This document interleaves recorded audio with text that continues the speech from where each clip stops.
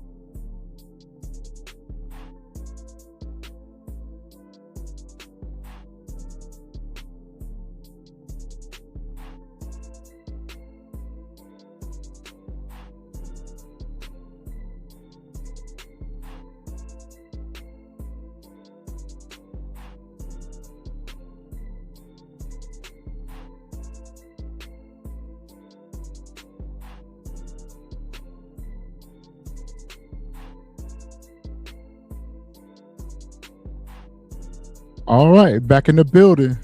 TSF Entertainment, Retro CG in the building, joined by Mr. M2. What's up, bro? What's good, Brody? All right, y'all, we back. It's been a minute. It's been a minute since we've been back in the Power universe. So we are here to talk about Raising Kanan. It is season 5, the final season, and it is episode 501. The name of the episode was By Blood. I already know what you're going to say, M2. So I'll go ahead and let you get it off of your chest because I'm quite sure you're going to remind us all throughout the episode. Oh, yeah. What did you think about the episode?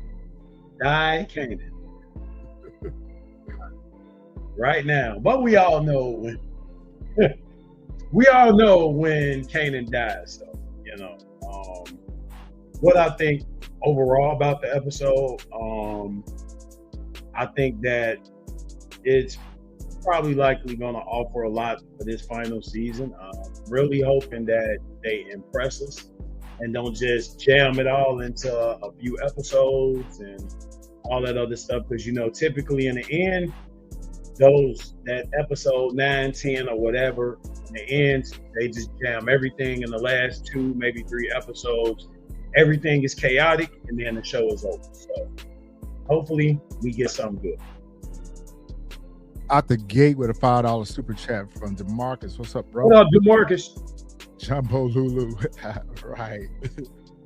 I got mixed reviews about the episode. Overall, I rate the episode about an 8. I would have given it a 9, but I do not like how they took Lou out. No. We'll get into that. No. But not exactly what I expected for the first episode. I didn't see this one coming. I didn't. So this one was so soon. But it was a really good episode. It was a great way to start the season off. Man, rest in power, Lou. Rest in power. Can't wait till it get cold outside. Now I can wear them Hazel Highway. Lou ain't gonna need them anymore. Lou ain't gonna need them anymore. You ain't gonna need him no more. He probably went outside. He probably went outside too. They probably was a good 10.5, 11. Yeah, Lou like it was about a 10.5, 11.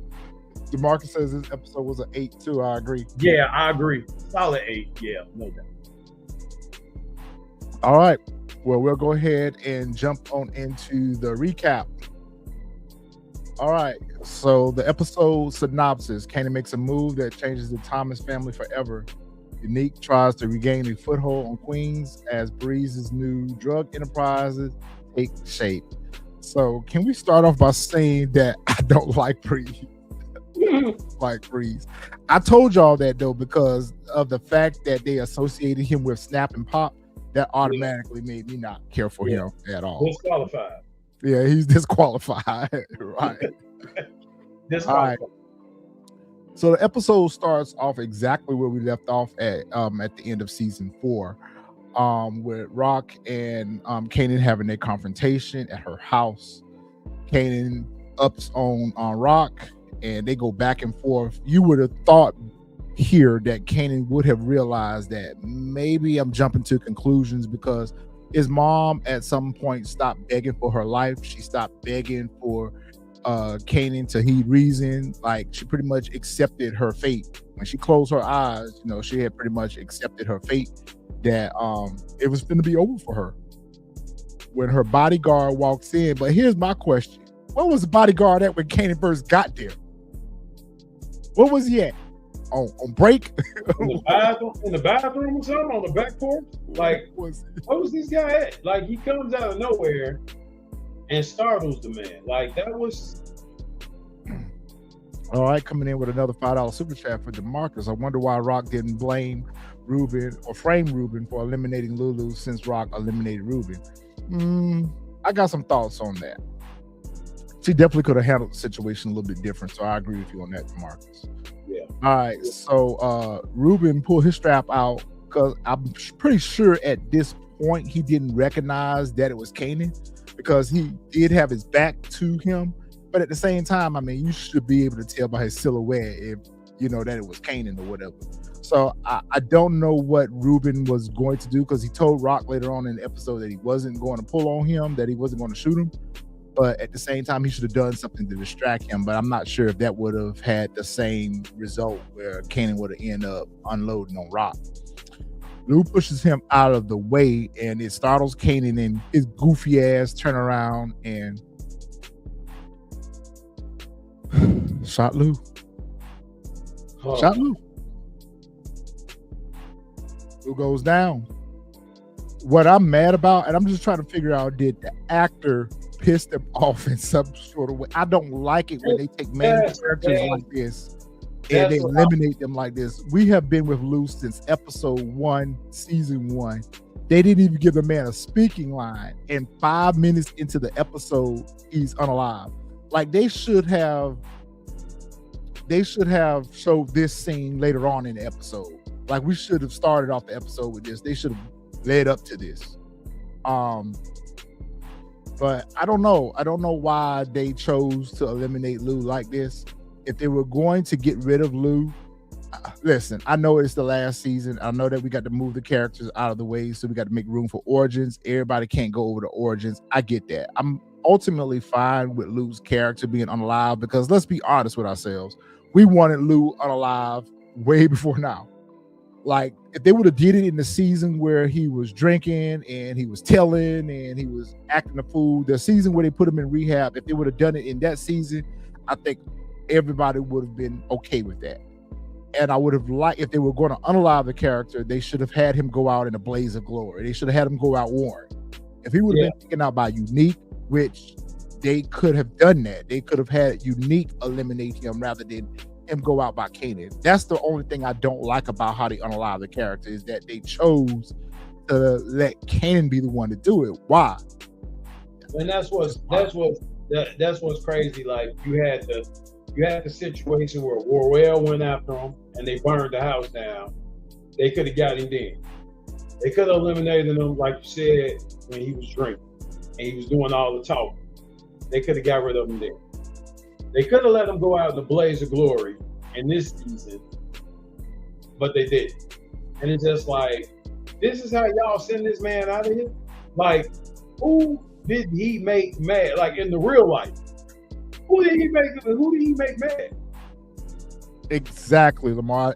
That's why I feel like this is another situation like how they did with Famous last season, where they just wanted to get rid of a problematic character. I don't know if he asked for more money. I don't know what's behind the scenes, but I just felt like they could have given this character, a major character in the Thomas family, a better send-off than this. Eliminating the character isn't the problem. It's the choice of how they chose to eliminate him and the fact that they gave him no speaking lines. I mean, they didn't even let him say, "I love you, Rock," or "I love you, Kanan," or anything like that. They could have gave him just some small dialogue to kind of soften the blow for the fans a little bit. But the fact that they chose to eliminate him like this is just crazy work, yo. Rock through. Rock see what's going on. She run over to her brother. She tell her brother that she love him, and she pretty much, stay with him until he take his last breath. Kanan's stupid ass just standing there looking emotionless. And I get that they are trying to set us up for the Kanan that we knew in OG Power. So they are making him more cold-hearted. They're making him more ruthless. They're making him more just unapologetic for the poor choices that he make. But even in this moment right here, no remorse. No, oh my God. He should have ran to his uncle and tried to see about his uncle. They're looking crazy. I'm like, what the hell? And right here, man, this was just too much. I was like, yo, man, they did Lou wrong. I can't get over that, how they did Lou wrong. Rock turn around, look at Kanan, and he ain't bothered at all. He just standing there looking at him. And I get in this moment right here, he's probably shocked himself. Like, oh shit, what did I do? I get that. But his response and reaction was just crazy that he didn't have anything. He didn't have anything for it. Rock tells him to leave, and he looks back, and he could at least say, "I'm sorry, my bad," nothing. Just leaves. Ruben tried to suggest calling the ambulance, and which they probably could have, but because Rock has so much heat on her and so much shit going on in her house, she was like, "What we gonna tell them? It was a home invasion." That's what you should have told them. So I was like, "Oh, ambulance! Like, really?" Hey, you know what, Dexter? That is a good point. OG Kanan did dress like Lou, sure did. The jackets and everything, sure did. Juke's still on the phone calling around trying to find out what's going on, because we also learned in this episode, we saw her at the end of season 4 calling around trying to figure out, who she was calling to send over there to see about Rock. And we learned that she called Marvin. Of course, Marvin was banging it out with Stefano's crew, so he was busy.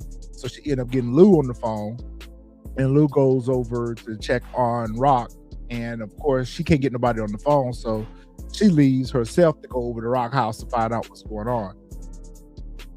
What they should have done, what I thought they were going to do, is when she looked in that window, I thought that she was going to see the blood on the wall and think that Kanan had unalived Rock. That would have been great if they would have written it like that and let them go throughout the episode thinking that Kanan had unalived Rock. That would have been a better plot twist. That would have been a better suspenseful moment, because they should not even shown us, the audience, what happened. It should have cut to black. The gunshot should have went off, and we should have wondered throughout the episode who got shot, was it Rock. And then they should have shown us, see Jukebox looking in his window, seeing the blood on the wall, and had us, even the fans, thinking that it was Rock. And then later on in the episode revealed to us that it had been Lou that had got shot. That would have been more suspenseful. I think we would have taken it a little bit better, and it would have given a more bit of excitement to the episode, because we would have went throughout the episode wondering whose blood was that on the wall. Was it Rock's? Yep. Whatever. Instead, for these ideas, y'all. I got y'all for these ideas. Y'all just need to call me up. Instead, we wondering why they take Lou out so soon. The whole episode. Yeah. What is your opinion? Do you think that this scene could have been shot differently, handled differently? What would you have liked to saw? I mean, I don't disagree with the way you did it. Like, I mean, they left us on the cliffhanger at season 4 with the gunshot, and then, like you said, if they would have just started off the episode with Jukebox on the phone, then she goes over there, sees the blood in the house, who looking through the window, instantly the crowd, the audience, the viewers, Jukebox, everybody like, oh, Kanan the shot Rock. Or if it wasn't Kanan, then who shot Rock? Now everybody rock. We looking to see if she's all right, and then you put her into the first scene that she wasn't shot. So now we thinking about, well, who was shot? We should have got this at the end. Yeah. Like at the very end, we should have got this. I agree with the comment. DeMarcus, Jukebox will probably blame herself for Lulu's death. I agree with that. Dexter says, would Ruben have shot Kanan? If he did, I don't know if he would have unalived him. Maybe he could have, disarmed him, or I don't know what Ruben could have done outside of shooting Kanan, because at that point, I mean, he had the strap pulled on Rock. I mean, I don't know if he could have walked up to him and hit him with the strap. I don't know exactly how that situation could have played out. If it even would have been a tussle and Lou got shot, that would have been a little bit different. But the fact that they had his own nephew, and the fact that Lou always showed up for Kanan, and it's a little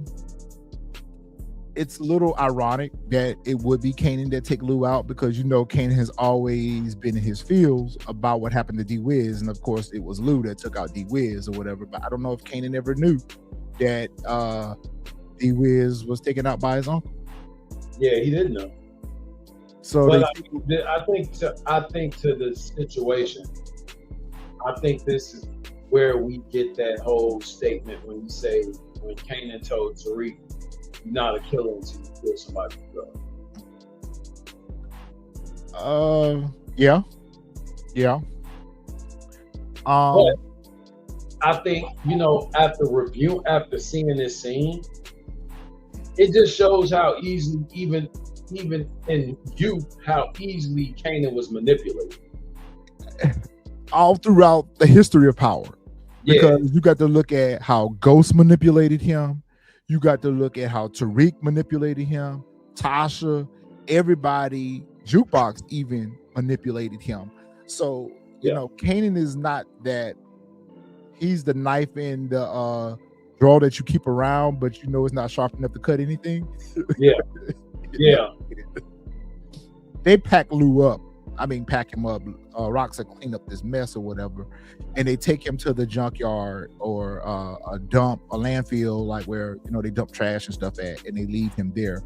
Rock going through it, but of course she got to keep it together, because this is something that she's got to clean up and cover up like she always does. My thing is, the reason why they took him to the junkyard is exactly what Marvin says later on in the episode. If they would have left him anywhere else and done him anywhere else, it would have shown that whoever disposed of him cared about him, versus dumping him. It kept up the impression that he was taken out by somebody that was beefing with him. Yeah, they just left like they left him out there like trash, man. But she had to. She couldn't get rid of him any other way without creating suspicion. What up, Fresh? What's up, Fresh? So she had to make it look like he was put down by somebody else, not by family. And now that you mention that, when we had the conversation, text, I was just like, I am so disappointed at Rock. But now that makes sense. If she kind of just left him somewhere, peacefully or whatever, it would have been like, all right, well, this was somebody who knew it. Exactly. That part. Now it's the who did it, rather than, all right, we can narrow this down. So after they put Lou's body out, Ruben and Rock are on their way back. She's going to drop him off and everything. And she tell him in this conversation that I don't know if she would have done anything any different, but I feel like she told Ruben that, listen, You can't say nothing about this to nobody. You got to take this to your grave. This stay between us. You can't tell anybody about what happened tonight. He took too long to answer. He took too long to answer. He was a little reluctant with his answer, and Rock was like, "Okay, yeah, I see right now what I'm gonna have to do because you took too long." I think she was gonna do it anyway. I think she was gonna do it anyway too. But listen, if that would have been me, I'm like, "Yo, Rock, we got nothing to worry about. I ain't seen that. I don't know nothing. I ain't heard nothing." Like when he gets out of her car and walk across the street, she asks him. She's like, "Yo, Ruben, let me hit you off for this work that you put in tonight." And he was like, "Nah, I'm good." He should have kept on walking. He was like, "No, I'm good." Or he should have pulled his strap out himself when he walked back up to Rock's car. Like, you know who you work for. You know what Rock is about. He come back up to the whip and Rock put 2 in the chest. And then she get out and put 1 in the head, like she always say. 2 to the chest and 1 where you used to think. You leave him there in the middle of the street. Now, a lot of people are saying that she should have framed Ruben for Lulu's death, but that would have even been hard for her to explain too. What would have been the reason? What would have been the reason why Ruben would have unalived Lou? Yeah. So that would have been a harder story for her to tell rather than setting it up as if it was unique. It was a perfect scenario. She got the perfect cover for it because Lou and B Rilla had already kidnapped Pernessa and Jerome. So it seems plausible that Unique found Lou and unalived him, and then the fact that he unalived B Rilla, it just made it, perfect cover story for her. So it wouldn't have done any good for her to try to frame Ruben for it because it just would have made sense why Ruben would have unalived Lou. Right. She definitely. I think she was gonna do it anyway because 2 people can keep a secret if one of them is out of here. So I think that's something she's willing to carry alone rather than, basically having that loose end out here knowing that he can very well say something. Yeah, we can't have no loose ends. Yeah. Kanan back at the spot, and I would have thought they would have given us Kanan's moment here. Just like Rock is getting ready to have her moment. We should have had Kanan breaking down, flash back into what he did, and at least let us see that Kanan actually does feel remorseful about it. He just didn't want to show that to Rock. But we see that Kanan ain't bothered at all. He's processing it in his own way, and I get that. But at the end of the day, this is your uncle, and he just died by your hand. Bro, you got to feel something for that. Something. Rock back at her spot. It's the next day, and there's a little speck of blood that's on the wall that she sees. So she goes into the kitchen, and she gets a sponge, and she wets it to go try to clean up the spot. And then she has a moment right here where she just breaks down. And this is to be expected. This is to be expected. Rock always deal with things in private anyway. So even if Kanan had not have done this and this would have happened, I still think Rock would have reacted the same way. Rock don't show no emotion. She barely showed any when her mom passed. So, Rock is having her moment to herself. Back at Marvin's spot, Juke and Marvin sitting down, they having breakfast. And Juke is telling Marvin, like, listen, I called you last night because it was some wild shit going on with Kanan and Aunt Rock. And I was trying to send somebody over there to see about Aunt Rock. I end up calling Uncle Lou. She said, but I've been calling all day, all night, all morning. Ain't nobody answering the phone. I've been calling Lou. I've been calling Kanan. Ain't nobody answering the phone. And just when they were getting ready to get into the conversation, the doorbell rings. Marvin like, that's you. Go get the door. And the police comes in, and the police detective asks Marvin, he says, are you Lou Thomas's brother? And I like the fact that they chose Marvin to be the one to go and identify him. I think that was very right for them to do that because Marvin is the oldest sibling. So I thought it was dope that they made it be Marvin that gets the word first. So he goes down to the morgue, and he sees his brother laying up there on that slab, and he held it together, but he identifies Lou, and he walks out. And then he gets back in the car, and Juke was like, was it him? And Marvin just starts breaking down. He broke. And, he broke. And he ends up breaking down in Jukebox's arm, and they have a moment together. It was kind of a heartbreaking moment. and I'm sure this was hard for the actor itself, because I think in real life, London Brown lost his brother as well to gun violence. So I'm sure he was able to tap into some of those emotions from his personal life, to help with that scene. I think the fact that they actually had the detectives come and have Marvin go down there. I think also we already know that Rock knows what happened. We know that Kanan knows what happened. But Juke and Marvin didn't know. So I'm glad that they didn't have this situation where they knew in the beginning, and then Juke and Marvin found out mid the episode or towards the end of the episode. They found out just as fast. So I do like that they actually went on and did it that way. What's up, Xavier? Yes, we definitely agree. M2's don't say it. I'm surprised he hasn't said it again. But yes, we do need to unalive Kanan. But of course, we know the story. Die, Kanan. We know the story. We know that Kanan doesn't get unalive until OG Power. So we are stuck with him for at least 18 episodes of Origins, and however many seasons we get of Origins. We're stuck with Kanan for a long time before we say bye to him. God, I don't know how we're going to survive it. Origins, I need him to catch some strays. Some needs a to happen. beat down or something. A good beating. I need something to happen before OG. Well, at least we know we do get some solace in the fact that we do know he go to jail. So at least we do know he go to jail. So go to jail. Right, but I need that to be like a beat, like a bad beat before him go to jail. Exactly, Fresh. Marvin and Marvin both want revenge.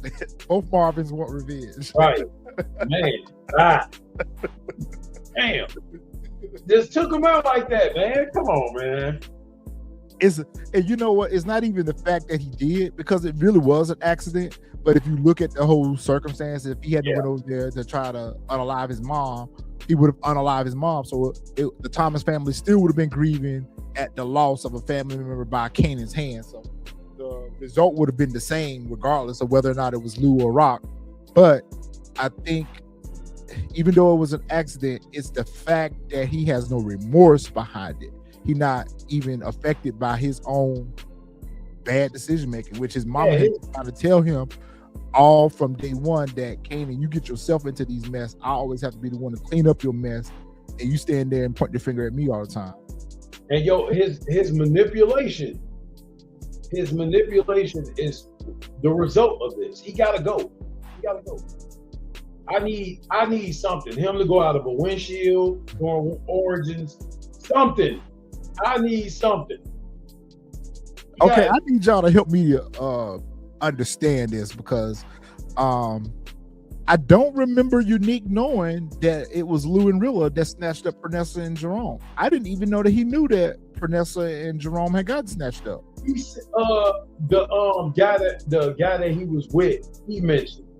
He said that they saw Pernessa and Jerome with and they mentioned him by name. His name, B-Rilla name was Brian, right? Yeah. Because they mentioned that they saw them with Brian. So he knew then. Okay, I had missed that little tip, because I was like, how the hell did they know that B-Rilla and Lou snatched him up? So they pull up onto B-Rilla baby mom's spot, and she answered the door, and I'm like, obviously she don't know that her man is out there in the streets, because I feel like a street chick would have been less talkative about where her man was at. Right. And she ended up giving up the location. She was like, I ain't seen Brian. Brian was supposed to come over here and help me with the baby. I ain't seen him since yesterday, where we met up, and they talked about meeting up at some abandoned mall, which we know that's the strip mall that Rock had purchased back in one of the other seasons. And Unique knew that too. And so, of course, she asked him, she said, how y'all know Brian again? And he was like, we don't, but now we know you and your baby. So in other words, they on the hunt for B Rilla to try to find out where he's at. And once she closes the door, Unique says, "That's Rock spot. Let's go." So at that point, they knew that Lou and B Rilla had snatched up Pernessa and Jerome. And if this outcome could have been the same, if this is how Lou would have gotten taken out, I would have been cool with that. I would have been able to live with that. B Rilla goofy ass sitting here. Lou obviously left him to go see about the situation with Rock, and of course he's been unalive, so B Rilla don't know what the hell going on. All he knows is Lou ain't came back yet. Pernessa and Jerome, they upset, they scared, they don't know what's going on. So she's making a lot of sounds or whatever, and B Rilla is like, "Shut up, or I'm gonna unalive you." And when there's a knock at the door, this dummy gonna say, "Lou, is that you, Lou?" If it wasn't Lou, if it was the police or anybody else, he just told who his accomplice was. "Hey, Lou, is that you? Is that you, Lou?" So stupid, yo. They bust in and they put B Rilla down, and they ain't even mad about it. Felt nothing for it. I have nothing. Yeah, man. Fire to the chest. Yep. Out of here. And just like that, B Rilla is gone. Which we could have lost him last season too. Like, we wasn't interested in the B Rilla storyline. It was useless for us to get away. So this was a character that we didn't feel nothing for seeing him go. So Pernessa and Unique Pernessa and Jerome are rescued by Unique, and Pernessa's sitting there looking crazy or whatever the situation is. I feel like this was a situation of a reality for her. It was a wake-up call for her, so to speak, but we'll talk about that a little bit later. Down at the police station, I don't know why we still have this story. I don't know why we're in season 5, the final season. We don't care about Captain Baptiste. It looks like he's been fired. He's been early retired. Boy, this ratchet looking priestly. Why do we care about Howard? Why do we even care about solving Howard's unaliving? We don't care. It was a dirty cop on the take. Why are we putting this much emphasis on solving Howard's unaliving? We didn't even spend this much time with Burke, and Burke was actually a good cop. I don't understand why in season 5 we needed this. We didn't need any more of Captain Baptiste whining about solving Howard's murder. I get that it was one of your favorite officers or whatever, and you're trying to clear his name, but at the end of the day, he was dirty. He was a different type of dirty cop. He wasn't like the normal dirty cop. He was caught up in his own mess because of his dealings with Rock and Kanan and all that. That made him dirty. And some of the things that he was doing was kind of, coloring outside of the lines. But at the end of the day, Howard been gone. Let him stay gone. So he tell Garcia that, listen, you can make a lot of enemies, then you gonna make friends on your climb up to the top. Apparently, Garcia is in line to be the next captain or commissioner. I don't know what the hell Garcia going to be, because he need to be unalive, and he need to be unalive by Juke, but we'll talk about that a little bit later. But he ends up telling Garcia that even though I'm gone, your job ain't done. You still need to figure out what's going on, what happened to Howard, and who unalived him. Yeah. And Garcia's like, well, I'm going to go work with Burke's OCI and lean on her. Why you keep running behind Juke? She don't know nothing. She ain't had nothing to do with what happened to Howard. She's like, she had no dealings with that, so you ultimately are wasting your time.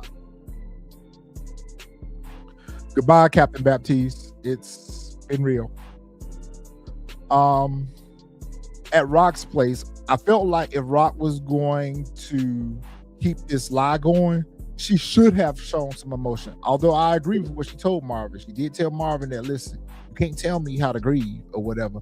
But she should have shown a little bit more shock. She should have shown a little bit if she wanted to keep this lie going. Because even here, when Marvin is telling her about what's going on, and he jumps to the conclusion that it was Unique, so Rock used that as a way out. So she kind of just led him to believe that she didn't correct him. I mean, at this point, she couldn't. And Marvin is like, you're taking this a lot better than I am right now. And she was like, listen, you can't tell me how to grieve. You can't tell me how to hurt. I've lost a piece of my heart or whatever. If she would have shed some tears right here, tore up the house or something right here, it would have made the situation more believable for Marvin. But because she is reacting in a way as if she already knew about it, it actually made Marvin's antennas go up a little bit. I mean, what you think? Yeah, he questioned that. I like that he questioned that so fast. He questioned that real quick. And I like that he did. I like that he did that when he said, wait a minute, I'm telling you our brother's dead. And you're not crying enough. And I like that he questioned that quick. But she had her rebuttal was extremely fast because she was just like, you can't tell me how to grieve. I feel just like you do. Here we go again. Don't worry about it, Marcus. It's been taken care of.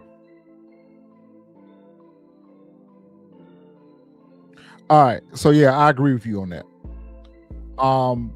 Marvin is like, yo, where Unique at? And I need to find him. And she tells them that he's at the mall. And Marvin's like, listen, he got to go. He been dropped. I'm gonna drop him. Like, he got to go. So Marvin out here on this one-man solo mission to go find Unique. Why didn't she tell Marvin? I mean, we know why she didn't tell Marvin, but why do you feel like she couldn't have told Marvin? Because Marvin was going to, Kanan would have been out of it. Kanan would have been out of it. And I think that if Marvin would have told Juke, if Marvin wouldn't have did it, Juke would have did it. So I definitely think that's why she definitely didn't stay. I ultimately agree with that, but I feel like she should have told Marvin the whole situation. Like, I feel like if she would have just said that, yeah, Kanan did it, that, yeah, Marvin would have been off on a witch hunt after Kanan. However, I think that if she would have told him the situation that, look, Kanan came over here, he was getting ready to drop me, it was an accident, whatever. If she would have explained it to Kanan, she would explain it to Marvin how it happened, I think his reaction would have been a little bit different. I still think that he would have went over there and beat Kanan down, but he wouldn't have unalived him. I don't know, because right now you're setting it up for a worse reaction for Marvin for when he do find out by not telling him. By not telling him when he finds out that you and Kanan been keeping this a secret, like, this is when Marvin is really going to wild out. So I feel like you can control the narrative a little bit better by telling him in a way that, would not have allowed him to find out after the fact. I think he's going to find out from Kanan.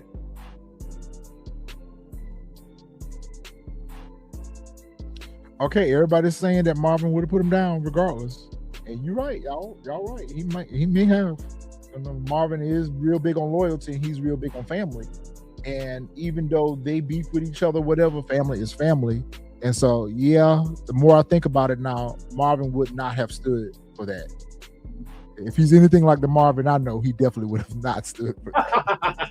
Especially, you know what, you all are right. Because especially at the fact that all throughout raising Kanan, Marvin has been wanting to put hands on Kanan by how he act and by how he treat Rock. So yeah, if Marvin would have known right here that it was Kanan, instead of him leaving there looking for Unique, he would have left there looking for Kanan. So y'all right. Yeah, because remember, in the last season, remember when he was wilding out last time?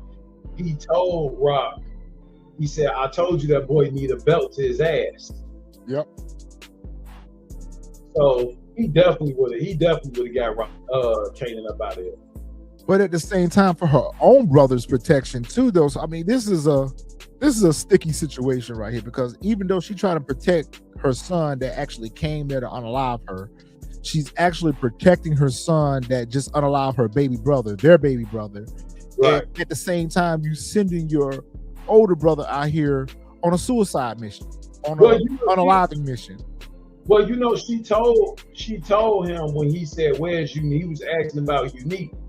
She told him, like, "I don't think that's the solution." She was trying to talk him down. But you know that wasn't going to be enough. No, you know for yourself that wasn't going to be enough. It definitely wasn't going to be enough. His mind made up. His mind made up, regardless. And so he get there to the mall, and he seemed to be really laid out. He was like, "Oh, Meanwhile, back at Kanan's spot, Kanan still standing there in the same spot, and Juke is telling him about what's going on. Again, same similar reaction to Marvin telling Rock. No emotion, no remorse, no nothing. Again, Kanan, if you wanted to throw everyone off of the trail of what could have happened, you should have given them something. You should have given Juke something to, again, and this is a sticky situation because people do process grief differently. I get that. But because you know yourself that you are responsible for what you're doing, you should be carrying grief on top of remorse. So that's an even bigger burden that's on you right now than just finding out that a loved one has passed. That's different. When you are the one that's responsible for that loved one passing, that's grief on top of remorse. Right. And it has none of that. None. And Juke telling him like, yo, I feel so bad about this situation because I called him to get between you and Aunt Rock. And Kanan, pretty much, even though him and Rock ain't had no rehearsal, they pretty much tell the same story, so to speak. He was like, I ain't seen him. Ain't nothing happened between me and my mom or whatever. And Juke know something ain't right about that. She know that she been calling y'all all last night. She couldn't get nobody on the phone. She went over to Aunt Rock house. Nobody was there. So she know in the back of her mind when she started thinking about all this that all the pieces to the puzzle ain't fit. Yeah. You should, another thing I kind of look at, as the Thomas family go through this, I feel as though, with Kanan being the way he is, he's dead set that his mama is public enemy number one. With the way his mama, with the way Rock was telling him, like, get out of here, Kanan, go, leave. Granted, she's upset, but you would think that somewhere deep down inside of him, that would have him like, okay, well, you know what? My mom still will ride for me because she's cleaning up this mess, as she always is. And she's always telling him, I got to clean up one of your messes. So this is the biggest mess he's made so far. Yeah. You would think that Kanan would actually have some kind of bone in his body to tell his mama, like, okay, you know what? I know you there for me, and make amends. But this dude is just or sit down and actually hear her out, because you've spent the entirety of the show running behind her, hating her for things that you don't quite understand. Mm-hmm. You are looking at it from your perspective. You are yet to sit down and listen to your mom's perspective. Rock ain't been the best mother, but at the same time, a lot of her actions and decisions came from you getting in the middle of things and creating a bigger mess that she had no choice. You forced her hand in a lot of the things that she ended up doing, even unaliving your father. Because had you not been poking around, sniffing around with this whole situation between her and Howard, which was really none of your business, even though it was your father, but you don't know the circumstances. You don't know the fact that she was underage. You don't know the fact that he took advantage of her. You don't know the fact that she was his CI and everything. So there's a lot of the things that happen behind the scenes that you don't understand what led her to want to get rid of Howard. All you looking at it as, she made me unalive my father. She unalived my father in front of me, so I hate Rock. Yes, Lamar, I agree with you. Juke, if Juke knew this, she would have threw hands with Kanan too. And I kind of wish that it would have been the case, because back at OG Power, Kanan referenced the scar coming from Juke. So this would have been the perfect time for us to see her give him that scar. Yeah. Xavier, you're right. Kanan too busy trying to be hard right now to be smart. He ain't moving smart at all. And he is a spoiled brat. I agree with you on that. Yeah, this was been the first time, like perfect time. And that's a good point too, Xavier. We are forgetting all about the fact, Kanan doesn't know about this either. Again, going to my point that if he would sit down and have a conversation with his mom about all these things, he would understand that Howard was trying to set Marvin up to take the weight. And that was the reason why Rock unalived him. She took that opportunity to unalive him when he unalived Ronnie. It was a 2-for-1 special because Howard was gunning for Marvin. But Kanan didn't know all this. All he thinking about is Rock moving selfishly, but the things that Rock did wasn't just to her benefit, it was for the family's benefit too. Right. You know what? I would be on the I Can't Stand Rock campaign too if they had not shown us at the beginning of the series where Rock was actually trying to encourage Kanan to go to Stuyvesant, go to school, focus on your studies, not being a part of the life. It was Kanan that got in the middle of their business when he went out there and tried to take those corners that she had gave Unique. He created a domino effect that the dominoes keep falling. From season to season, the dominoes keep falling one by one because Kanan's intervention in their business. Yeah, everything he touched turned to shit. Yeah, everything. Man, I wish Garcia leave Juke alone. She don't know nothing, yo. And I feel like if something happened to Garcia, it's gonna be because of Juke. He pushed up on her and he was like, "I'm tired of messing around with you." He was like, "You've seen good cop up until this point, but it's time for you to see bad cop." And she was like, "And y'all the same to me." I need for them to show us before Raising Kanan ends, because I don't see where she's been casted yet for Power Origins. Now they may bring her in a later season of Power Origins because we know that Tommy and Ghost does know Jukebox. So at some point, I think we're going to see her in Power Origins, but not maybe in the beginning of Power Origins. At some point, I need for them to make it make sense for us, the audience, as to why she chose to be a cop. Because at this point, it doesn't make sense why she would go and become a cop, because she seems to hate the police. She seems to hate the police. So why would they make her a cop of all people? They would have done better keeping her in the army and made her a soldier, and that would have been a little bit more plausible for us to understand the transition into law enforcement. But at this point, I don't see where the transition is going to come from. And why she changes her name. Good point, Xavier. Why does she change her name? And why does she decide to become a cop? But I do think ultimately that Duke needs to be the one to put Garcia down, because he's a nuisance. I would say that's a good point. She probably changed her name to kind of push away from the family, but it's still helping the family. But I mean, we'll see. I guess we'll see at the end of this season what happens and throughout Origin. At this point, I'm bored with this. We didn't need this storyline. We don't need this storyline continuing. Leave this girl alone. She don't know nothing, and she really don't. That's the crazy part about it. You pressing the one person that can't even really help you if she wanted to. Right. She don't know anything about Rock's dealings with Howard. She don't know anything about that. I don't even know if she know that Rock was the one that put him down.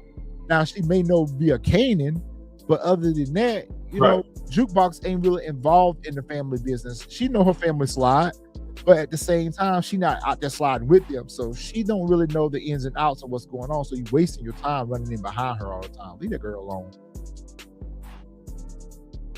This goofy ass right here, yo. You know, the way they introduced Breeze last season, I liked it a little bit better. But right here, again, I guess because they have him adjacent to Snap and Pop, that makes me just automatically not like him, because I don't like those characters anymore, because we know that they are op. So anything that is a part of them is by default something that I'm not rocking with. Yeah. Breeze ain't nothing but a wannabe Coltrane Wilder.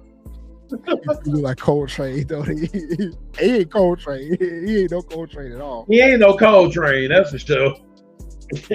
So they meet up, they having lunch, dinner, whatever it is, and they're talking about, you know, setting the tone for how they're gonna do business out here in the street.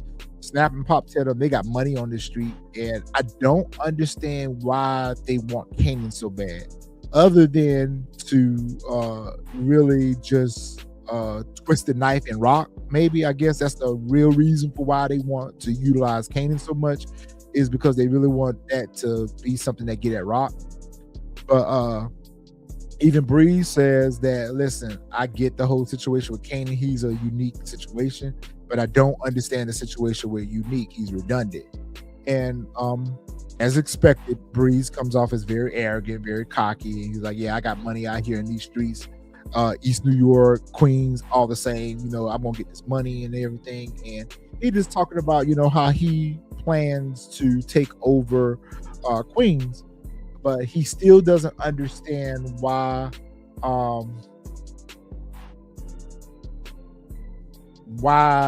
they need Unique.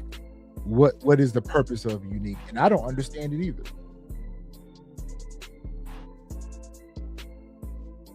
I don't understand what the whole connection is for Unique, other than the fact that they want to take over his corners, they want to get his work, and they want to make sure that they run in the streets, all of the streets. So Snap and Pop is kind of on this thing where they are taking over the streets and they want it all to themselves. I ultimately think that Breeze is, because this comment that they made here about, hey, we're gonna set you up in this pawn shop. We got police protection and everything, but this time we don't want no side hustles. So we know that Breeze kind of operates on his own agenda. And I think at some point, it may not happen in this season, it may happen in Power Origins, but I would love for Snap and Pop to go out in this season and not make it to Power Origins. But I think Breeze is going to be a part of whatever happens to Snap and Pop. Well, you already seen through all the powers. I mean, the kids always get rid of some kind of older relative, whether it be a father or a mother or something to that effect. So I wouldn't rule that out. Nah, I don't think Breeze is a CI, because we know he runs the streets with Kanan and Ghost and Tommy. So I think he's exactly what they're showing us to be. I don't look at him as this big threat. I don't look at him as this person that should be feared.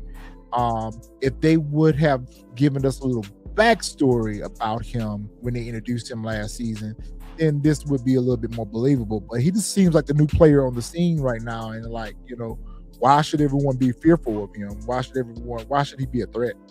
He kind of has a rogue mentality to me. He does have a rogue mentality, yes.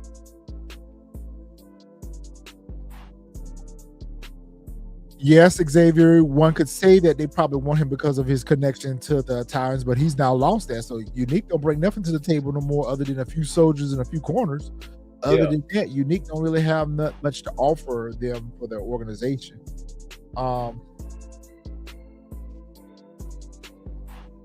I agree about the storyline with Russo is definitely played out. I'm gonna get to that because I totally agree with that.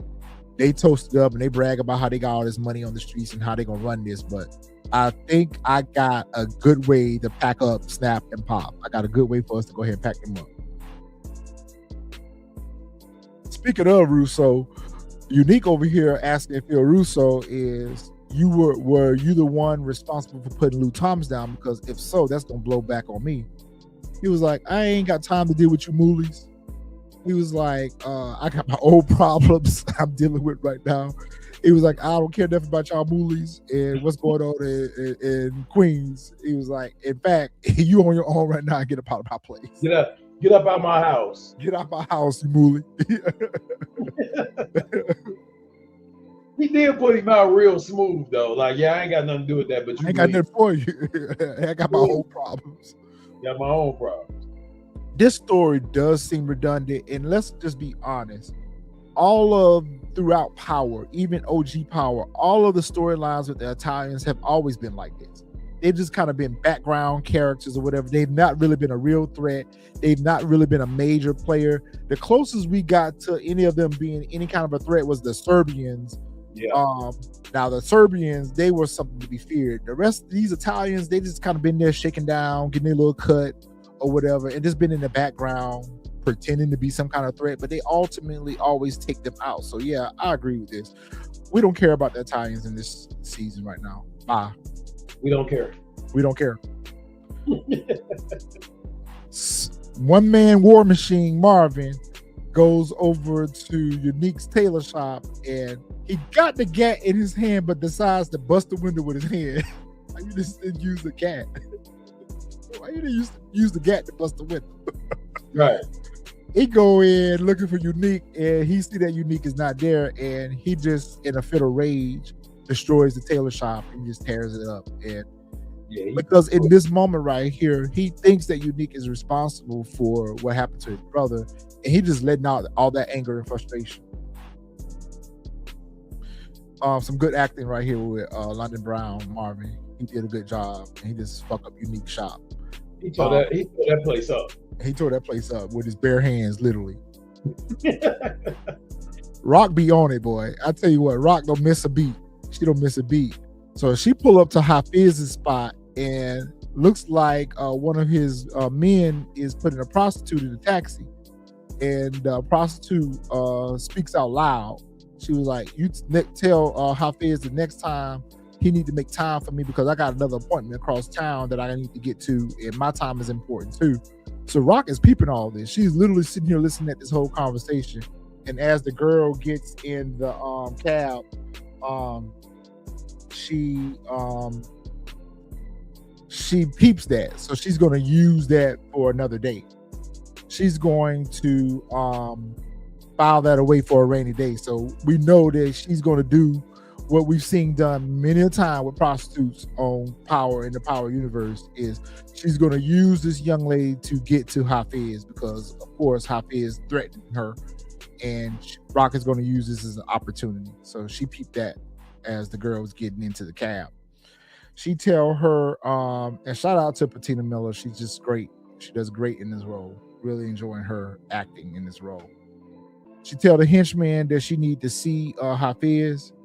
And inside, she tell Hafiz that, listen, I got a little situation going on right now. I need just a little bit of time to get everything situated and handled and dealt with. And he's sitting there looking like an Afghan Morris Day with his little blouse on, threatening her. He do like Morris Day. Like Morris Day from the top. He's sitting there looking like an Afghan Morris Day, sitting there threatening her and telling her that in his country, it's better for you to be unalive than to break a promise. And he's pretty much telling her that, listen, you told me that you're you can handle my weight, you can handle my demand, so I need you to keep your promise, or otherwise, you know what's gonna happen to you. All right, got another $5 super chat, DeMarcus, appreciate that. The lady leaving Hafiz's home is Alexis and works for Flossie Siegel. Rock will hem up Hafiz by using Alexis. Totally agree with that. See that coming a mile away. This is the only thing that I can say about Hafiz, aka Morris Day. Do you not remember when you told Rock last season that the work was a month out? Mm-hmm. You made her wait to get the work. Yep. Why can't you understand that? Okay, yeah, she got some shit going on right now. It's a situation of understanding. You wanted her to have understanding when you had her on hold waiting for the wait, but now that she got the wait, you pressing her out about getting it out of the streets right now. When she telling you she hot right now, she can't move that weight right now until she get a new setup. You're like, all that you talking about, I don't care. Either you get this weight out on the street or something gonna happen to you. And he walks off on her. Why do we need this?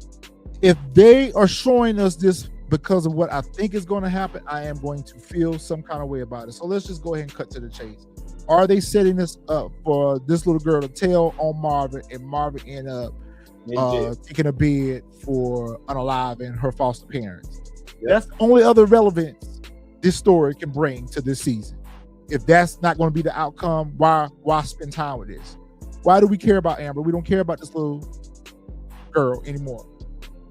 So the police is questioning her, asking her about what happened with her foster parents being alive, and she sticks to the story that Marvin told her, that it was a white guy with tattoos. She kept saying it over and over again. It was a white guy with tattoos. It was a white guy with tattoos. It was a white guy with tattoos. They looking at her and like, no, it wasn't, because neighbors said that they saw a black man come out of there. She was like, nope, white guy with tattoos. Nope, you're wrong. Yep. So the social worker in with the cops, and I feel like nobody was there for the best interest of the child at all. Because even the social worker was like, oh, yeah, she lied. But I'll tell you what, give me a couple of days with her, I'll break her. Because she like this new foster family she with right now. And if we threaten to take her away from this foster family, she'll talk. I hope Amber ride. Right now, she doing the best she can, but she is a child. So we can't even be mad at her if she do tell. Because if they apply pressure on that little girl, what's to be expected? She ain't in the streets. So ultimately, I feel like she is going to end up giving up Marvin. she's going to be forced to end up giving up Marvin. And if this is the way that we get rid of Marvin's character, he ends up going to jail for life for this, I can live with that. If this is not how we end up getting rid of Marvin, why are we spending time on this? Yeah. She holding it down best she can, DeMarcus. She holding it down right now. I mean, M2, what do you think? What do you think they're giving us here with this? I want to think this is the way Marvin actually ends up locked up. But I also think that stranger things have happened. And in the Power universe, this is not how he goes to jail. Oh, good plot twist right here from DeMarcus. He asked, do we think that Jukebox will eliminate Amber?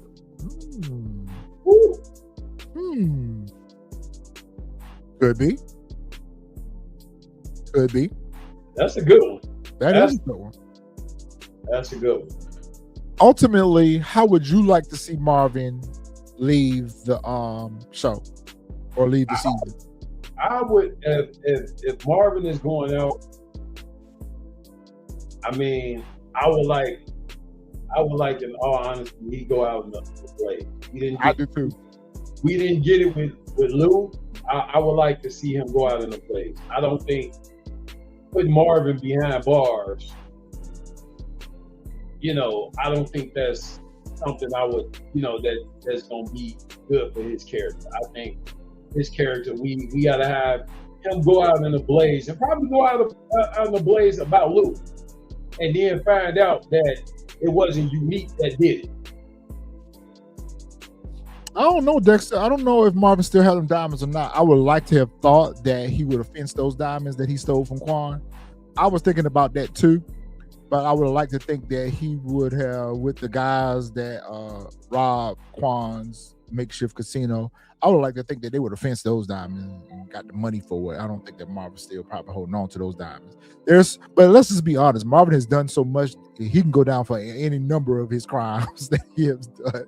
He's got bodies on him, so there's a lot of different things that Marvin can go down for. This being it, I don't know if that would be satisfying for me. It would be satisfying for the character to be still alive and go to jail, but this being the reason that he go to jail for is lackluster, considering all the things that Marvin has done. It just seems go ahead. Too easy. It seems too easy. It just seems too easy. This is how he goes out. I don't know though, Fresh. Juke is a little cold-hearted. Juke is a little cold-hearted. So I mean, I could see her if it meant saving her daddy. Because she up for Marvin now. Her and Marvin. Just like she did last season when she went to go save her daddy when he was fighting with old dude. Yeah. She ended up dropping them. So I could see Jukebox doing something to eliminate the little girl if it meant saving Marvin. Police is still leaning on Amber, and she was holding it down until she switched up her story. She should have just stayed with what she was saying. White guy with tattoos. White guy with tattoos.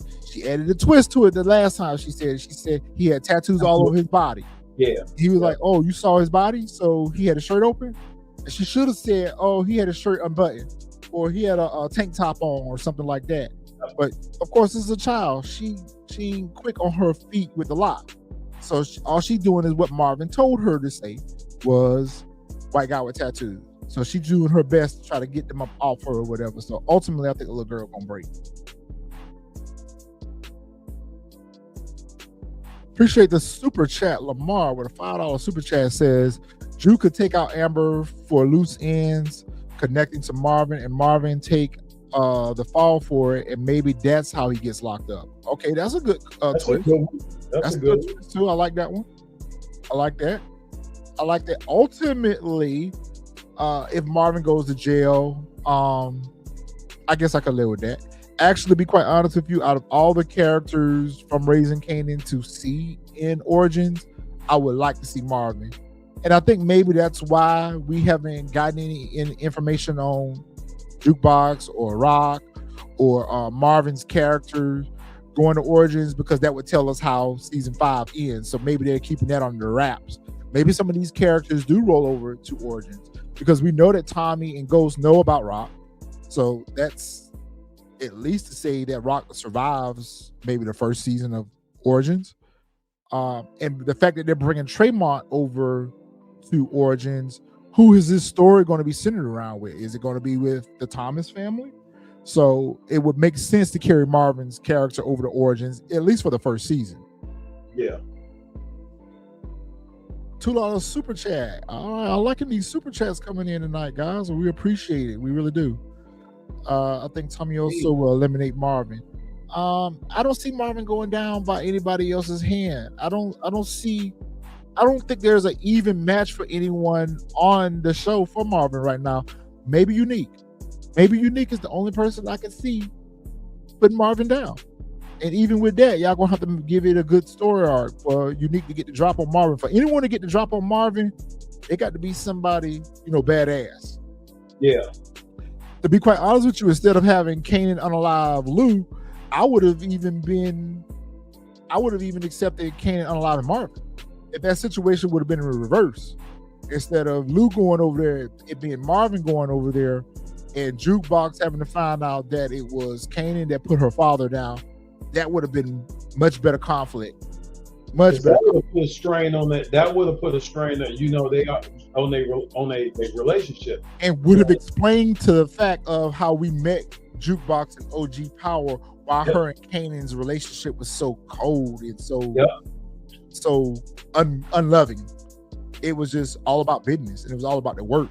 So that would have made a lot more sense. Let's go on about this little girl. We tired of her. Over at Famous's old spot, you got Crank and another guy. They sitting here waiting on Kanan to come through with some work. They was like, listen, yo, we've been sitting here, we hungry. We need to get that money.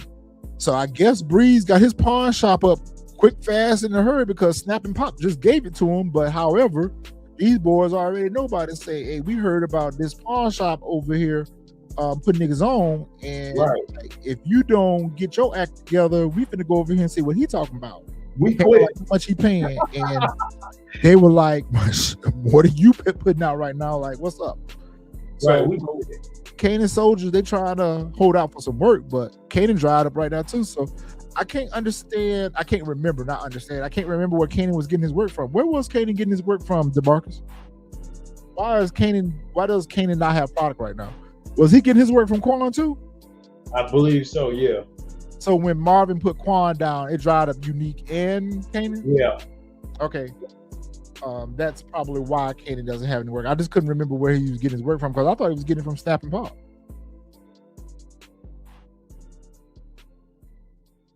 What's up, Cub Star? So nice to see you. Welcome back. Kanan's sitting here like, fuck. It's another problem I got to go deal with.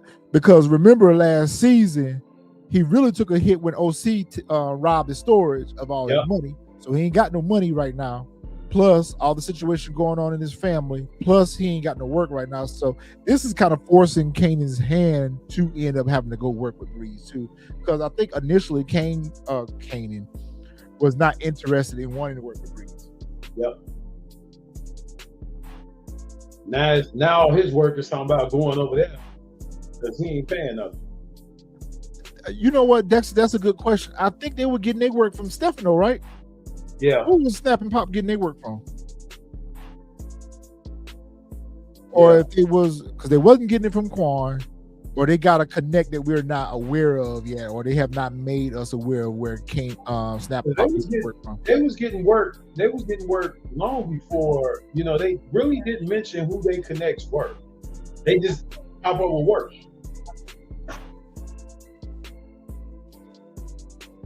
Yeah, they were bank robbing, but I guess they just career criminals. So they got anything that is allow them to get some money out on the side.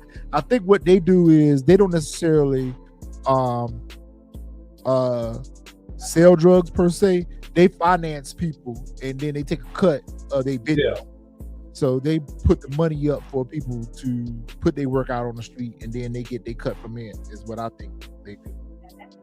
They are long shark. They'll pay their title loan. That's their title loan. Unique show up to his shop.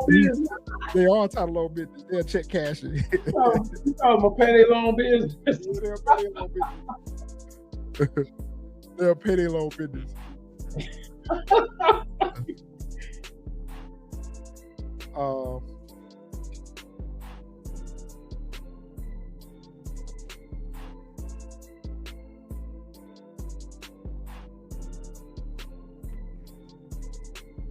All right, so Unique shows up to his tailor shop, and he was like, "Damn, I gotta put this shop back together again."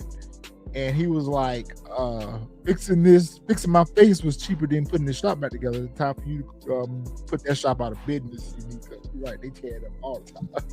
They tore that place up. That place been shot up, tore up. Potential what we thought was a homicide there.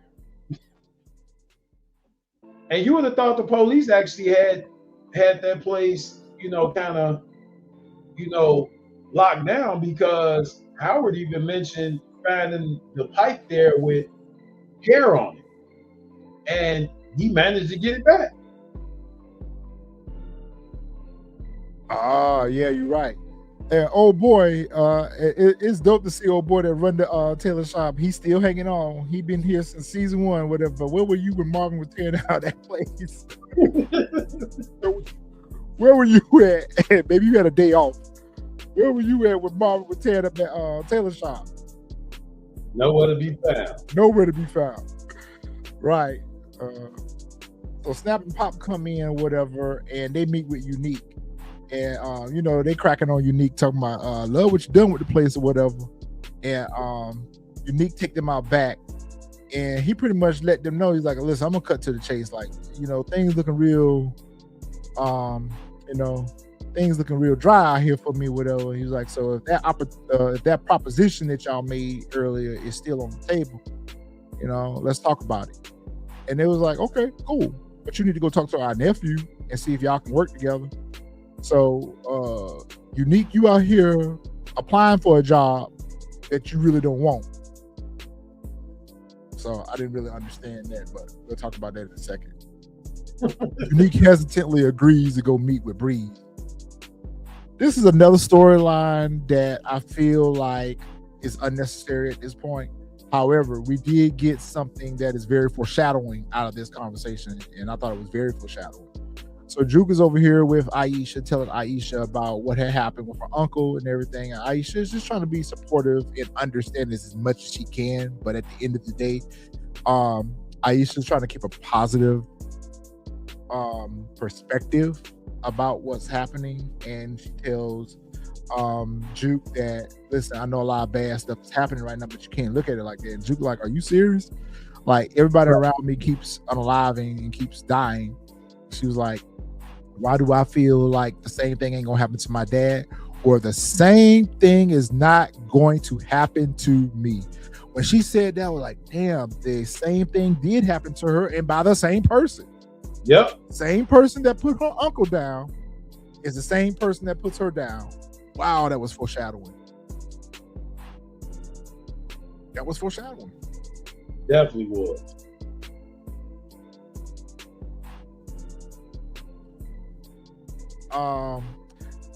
Support gaming. We all on that X-Men 97, yo. It's fire. We got to do the last few episodes of season 1. We're gonna get them done hopefully this week. But yeah, we'll be ready for season 2. Already ready. All right. So I really didn't understand what this was that they was giving us with Aisha when she was leaving and getting the call. Like, could be with her mama. I really didn't know if this was closure, if this was Aisha leaving town. Like, I don't understand what they were showing us by her getting in this car, not saying anything to the driver, and they just pulling off in Ronnie's car because Ronnie was driving that Infinity. And Garcia following her, watching her. So I feel like Garcia is going to do something to this girl. Like, don't do nothing to this girl. Like, she ain't got nothing to do with this either. She don't know nothing about juke business or anything like that. So again, why waste time on this? Either that or he's gonna mention to Aisha that maybe Juke has something to do with Burke. Oh, Club Star, we already talked about that. Juke is absolutely going to find out it was Kanan. She already know. She already know it was Kanan. Yeah. Already up. Marvin doing what I expected to see happen, and it was really dope. Scene where he goes over to Lou's place, and he's just doing what people normally do when they've lost a loved one. They want to be around their things. They want to be around things that remind them of them. So he goes over to Lou's place, and he has a flashback of the last time he was over there at Lou's place, where him and Juke was getting ready for her audition for Butter. Yeah. And he has a flashback about that, and that just puts him further into his feels that he's lost his baby brother.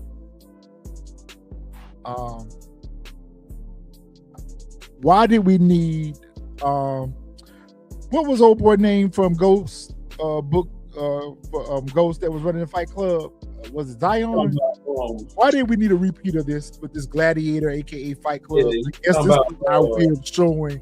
I guess this was their way of showing us that Breeze is unhinged and he's crazy because he's forcing these dudes on some type of parlay betting. Gladiator Fight Club, underground Fight Club in the back of the pawn shop.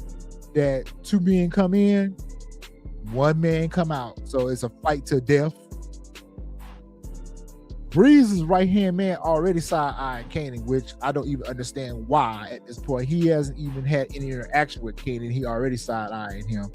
And, hate, jealousy, or whatever. So, old boy that he was fighting ends up tapping out. And Breeze like, that ain't how you get paid. And if you don't put him down, I'm going to put you down. It's a fight to death. It's a fight to the finish. So, old boy go back in. He drop him. He put him down and he wins. And, this was their way of letting us know that Breeze is unhinged and he's crazed. And this was just uninteresting for me. They could have just assumed had Breeze unalive somebody and that would have just served the same purpose. But this right here just didn't give us any substance about Breeze's character other than he's goofy. Yep, Coltrane Jr. I have a very good reason for that sideline. I'll tell y'all offline. I'm waiting to hear that fresh because that just didn't make sense to me why they were giving us that. It was uninteresting for me. Kanan is standing there looking on. He's like, this dude crazy. So they go into the shop and they talk about their business relationship. And Breeze tells him that, listen, you were a business before, you got to be a corporation. We finna get this work out on these streets. We finna make this money. I don't know what kind of pawn shop this is, but they ain't got nothing in there to sell. They ain't got nothing. They have nothing outside of a few little things that they got from the flea market. They ain't got shit in his pawn shop. This pawn shop is empty. But I guess they steal and then put stuff in the pawn shop to steal. I mean, we did find that out. I agree with you on that, Lamar. Breeze's character, just for show. I hope that we get more of Breeze's. Okay, because in OG Power, when they always talked about the character Breeze, they always talked about how smart he was, how manipulative he was, how he ran these streets, how he had this. I'm ready to see the business side of Breeze. I don't need to see, he's just like any other drug dealer that they show on the show. Violent, ruthless. You ain't showing us anything that we haven't seen with any other character, right? Right. So we need to see more of Breeze running the organization, running his business, washing the money and all that stuff. We need to see that side of Breeze. I'm more interested in seeing Breeze out here making power moves versus seeing Breeze out here dropping bodies. And what? We see that already with the characters that we've had previously. You're not showing us anything with the Breeze character that we don't see already with any other drug dealer. Right. I need to see a little bit more out of Breeze for me to be invested in the character. If you want us to stay interested in this character all throughout Origins, then you need to start showing us, okay, Breeze on that shit. Breeze out here stacking his money up. Breeze out here washing his money. He outsmarting the feds. Like, we need to see more of that out of the Breeze character than to see him out here just running wild in the street. Taz sitting here hating, but you know his days is numbered. I can just tell you this right now. Yep. Looking at this character right here, I can promise you that he don't make it to episode 5. $2 super chat from DeMarcus. Breeze will convince Kanan to eliminate Taz. I think it's the other way around. I think Kanan gonna eliminate him on his own. Yep. To be that number 2. Yep. Well, I think that Taz is gonna force Kanan's hand, like he gonna try him. Yeah. He gonna try him. And Kanan gonna show him that I ain't nothing to be played with. And that might impress Breeze. Even though that's Breeze's right-hand man, but Breeze ain't got no loyalty to nobody, even including his right-hand man. So I don't think Breeze would be bothered by the fact that Kanan put his right-hand man down. If anything, I think he'll be impressed by it. But I think Kanan gonna do it to let you know that I ain't want to be played with. So you gonna try to run up on me and talk to me crazy or whatever. I think that's why Kanan's gonna end up putting me down. So they sitting there, they having a conversation. I guess they come to terms. I guess. Unique back at the crib with Pernessa, and Pernessa don't told him that, listen, I don't have enough of this. Unique like, it's been like this since the 7th grade when you pushed up on me in the 7th grade. She's like, yeah, but we weren't parents in the 7th grade. Like, we got a child to think about. Right. And me being snatched up and held hostage was part of the plan. And she was like, we need to get out of this. You need to get out of this. Ain't nothing changing. Like, ain't nothing good gonna come out of this. I'm like, Pernessa, you just not coming to this conclusion? Did you not come to this conclusion when Ronnie was in the house with you acting crazy and doing crazy shit? And attempted to unalive your man? You should have been gone. You should have been out of New York, New Jersey. You should have been gone. You should have been in Virginia, South Carolina, somewhere, Tennessee. You should have been anywhere but New York right now. You should have been gone already, Pernessa. I don't understand why you having this conversation with him. You should have been had it. So she pretty much tells Unique that, listen, as a mother, I got to do what's best for our son.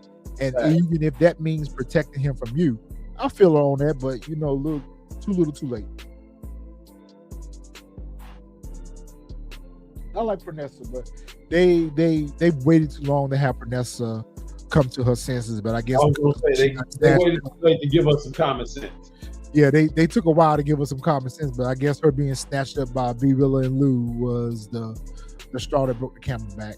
This is another scene that I didn't even need. We didn't need this. We don't care about Stefano. Why did y'all even keep him alive?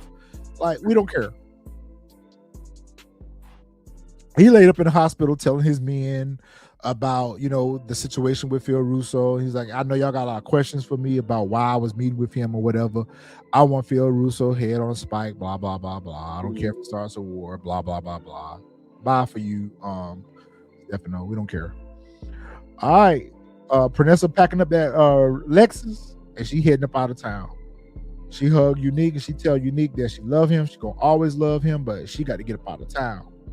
And Unique go to the the passenger side to tell his son, I'll see you in a little while, little man. The little man looked at him like, I don't know who you are. I don't care about you. And so Unique see this and feel this. He felt this. And Unique realizes in that moment that he's at the very least lost his son. Do you think that this was a wake-up call for Unique? Do you think that Unique's character ends up leaving New York and going to be with his family, or does he get unalive? I think he out of here.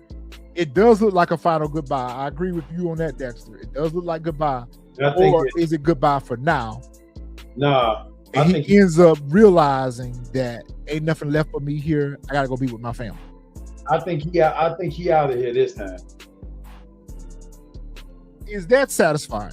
Because if you're going to ultimately unalive the character, then why bring him back? Why did you bring him back to just do the same thing that you could have done?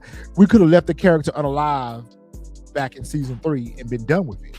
We didn't need this character back for season 4, and we don't need him for season 5. So if you ultimately wanted the character to be unalive, you should have left him unalive when you unalived him the first time.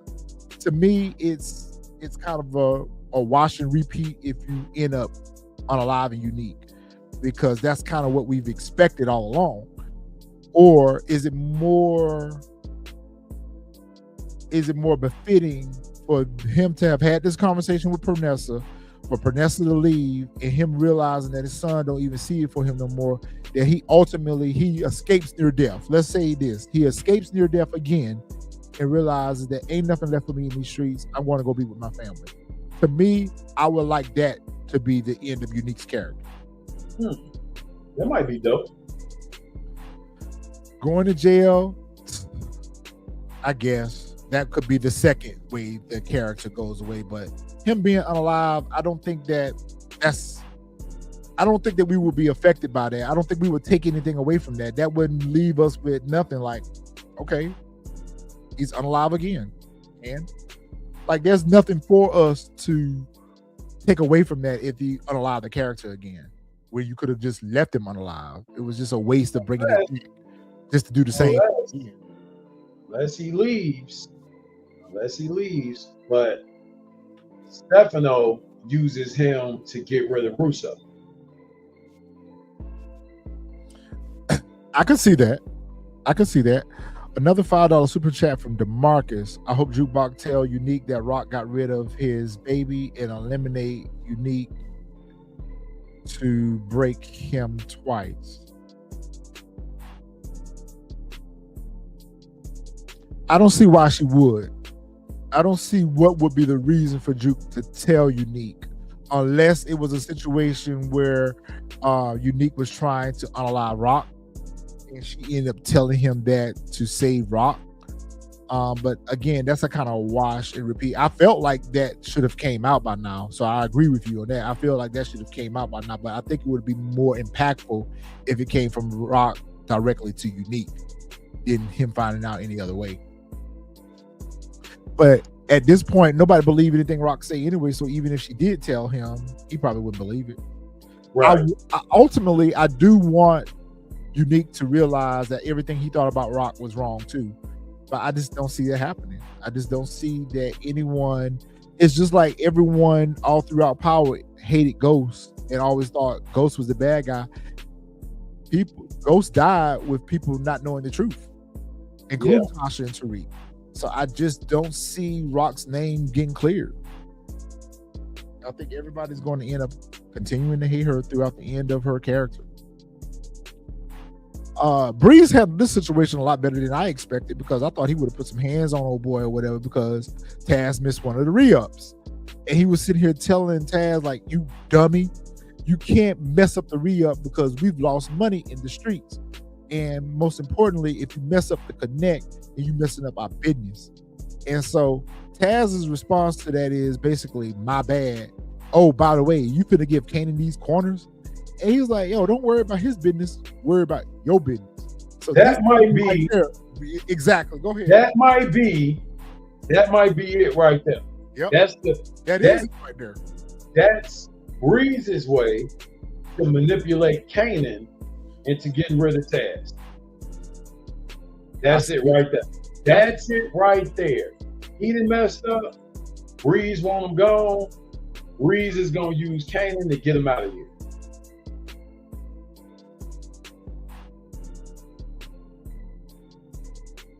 Okay, so OG Genesis was saying the same thing I was saying about Unique. Ultimately, I don't know if we ever need to see the character again. If he leaves and goes off into the sunset with his family, that's just the right character off. I don't know if it's necessary for us to ever see Unique again or hear about him anymore. We know we don't never hear about him in OG Power again. He's never talked about. So he's never talked about by Ghost or Tommy. So they don't know Unique. So there's only two ways I see this character leaving the Raising Kanan series. And that's either him going off to be with his family, or he gets unalive. And if he gets unalive, it's just a waste of time. It was a waste of time. I agree with you though, M2. This is the way that we get rid of Taz right here. And this is Breeze coming to the realization that he ain't gonna be around much longer. Yep. That's Breeze coming to the conclusion.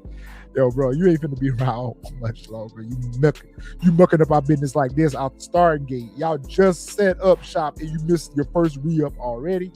Yeah, I need to move you out the way. So ultimately, that might end up becoming Kanan's spot right there, where Kanan ends up handling the re-ups. So I can see that. So Unique shows up, and it's a pissing match between these two. And I'm like, Unique, if you came over here with this kind of energy, why did you come apply for the job if you don't want to do the work? Like, you went over here to Snap and Pop looking for their blessing and their help to get work, and you come over here and you and Breeze are going tit for tat.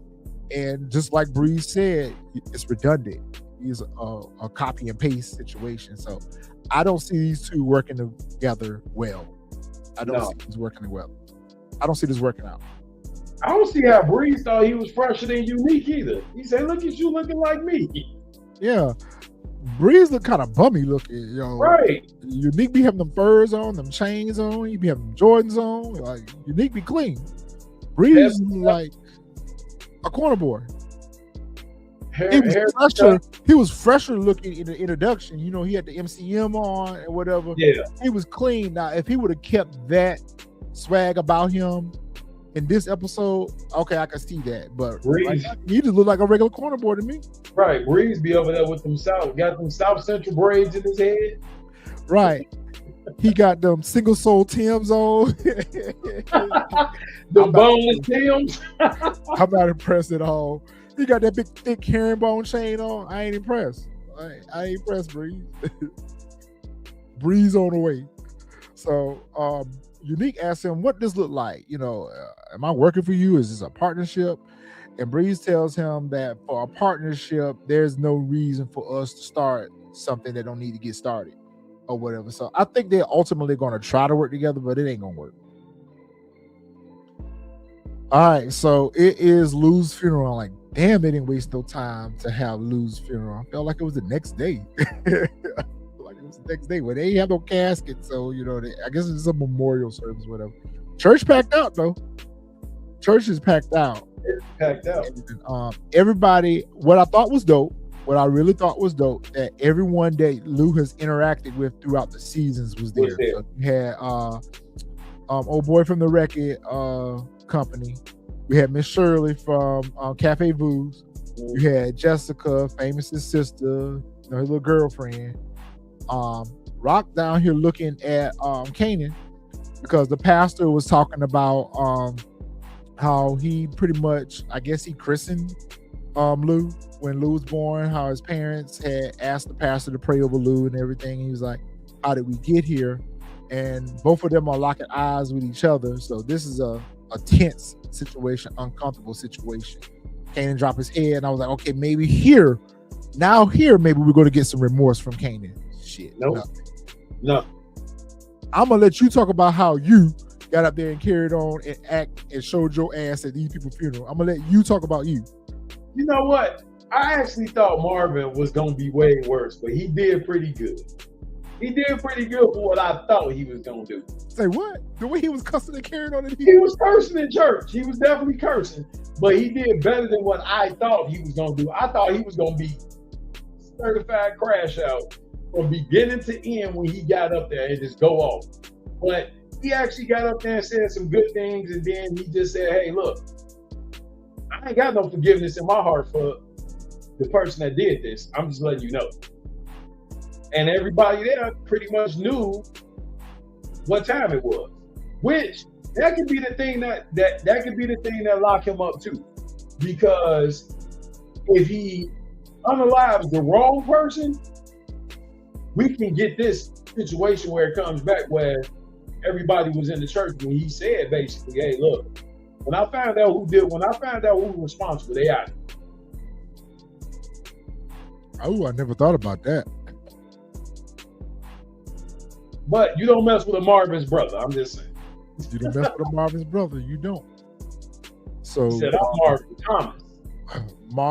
Marvin ultimately ends his speech by saying, I can't deal with this anymore. I can't take it anymore. He walks off. Juke up there looking like she want to comfort her daddy or whatever. And Rock gets up and she gives her speech. And I thought it was a real nice speech that Rock gave, but it was more so her responding to what Kanan has done. I felt like her speech was less about Lou and more about what Kanan has done to the family now. You have snuffed out your uncle's dream. We will never be able to see Lou become a father. We'll never be able to see Lou become a husband. We'll never get to hear his music anymore. You took that away from us. I felt like that was a message more directed towards Kanan and the consequences of his actions than it was her speaking about losing her brother. Yep. Xavier, that's not the same church. That's not the same church. What church? Xavier said, I wonder if that's the same church that Jukebox's mama went to. That's not the same one. No, it ain't the same church. Yeah. Because all them people in that church was crazy. Yeah, ain't the same church. Yeah. And we also saw Lou other little thing from the record, his little thing from the record studio, whatever. She was there at the funeral too. What's her name? Imani? I think her name was Imani. So like I said, everybody that interacted with Lou was there, and Kanan sitting there listening to his mom speak or whatever. I thought those words would have touched him too. I'm like, okay, come on, Kanan, give me something. Just give me a little ounce of something to make you redeemable. Kanan has done some horrible things, and this is on that list of horrible things. He unalived his own son in OG Power. He unalived the old lady. He unalived his cousin Jukebox. Like, Kanan has, the list is getting pretty long at this point of all the horrible things that Kanan has done. So, in my opinion, in my strong opinion, everything that happened to Kanan was deserved. Ghost Sasha set him up. Tariq Sasha set him up. Like, everything that happened to him, he deserved it. Yeah, he lacks accountability. No accountability whatsoever. So the funeral is over and everybody's leaving, and Marvin and Juke are standing outside, and everybody having their little side comments about they not being good. Armani says she not good. Lowe said he not good. Miss Shirley goes up and offers her condolences or whatever. I like Miss Shirley too. She held on. She sure did.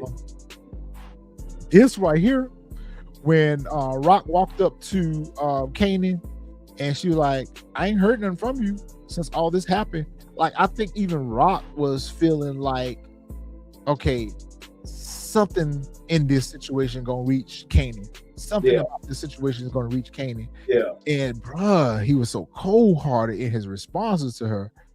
Juke was standing there peeping all this. So Juke is gonna start piecing the puzzles together if she ain't already piecing the puzzles together right now.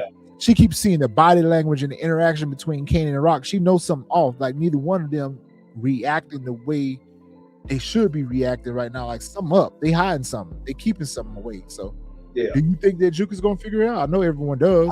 I think Juke is gonna put it together, and I think once it's put together, she got a big decision to make.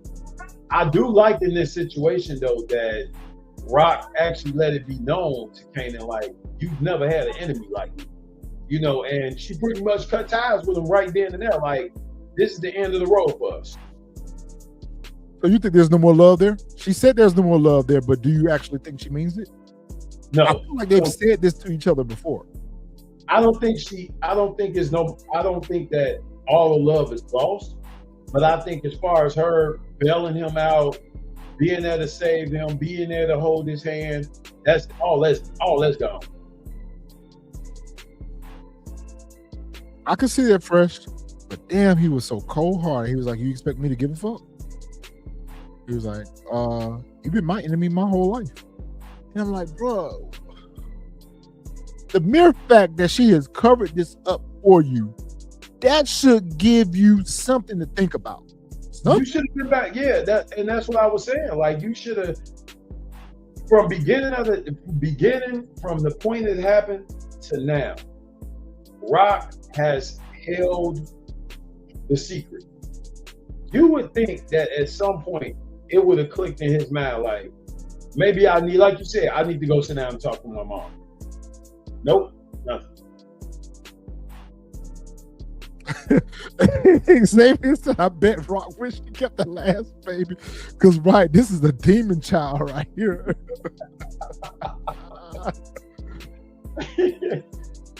I mean, Rock is not innocent. And by no stretch of the imagination am I suggesting that Rock is an angel or a saint. Rock has made some very poor decision making as well, but most of it has been reactive to what has happened and what is going on. I'm not saying that Rock is, a saint, but at the same time, a lot of what Kanan has done has been the reason why Rock has had to move in the direction she needs to move. Yep. Kanan does not take any accountability for anything.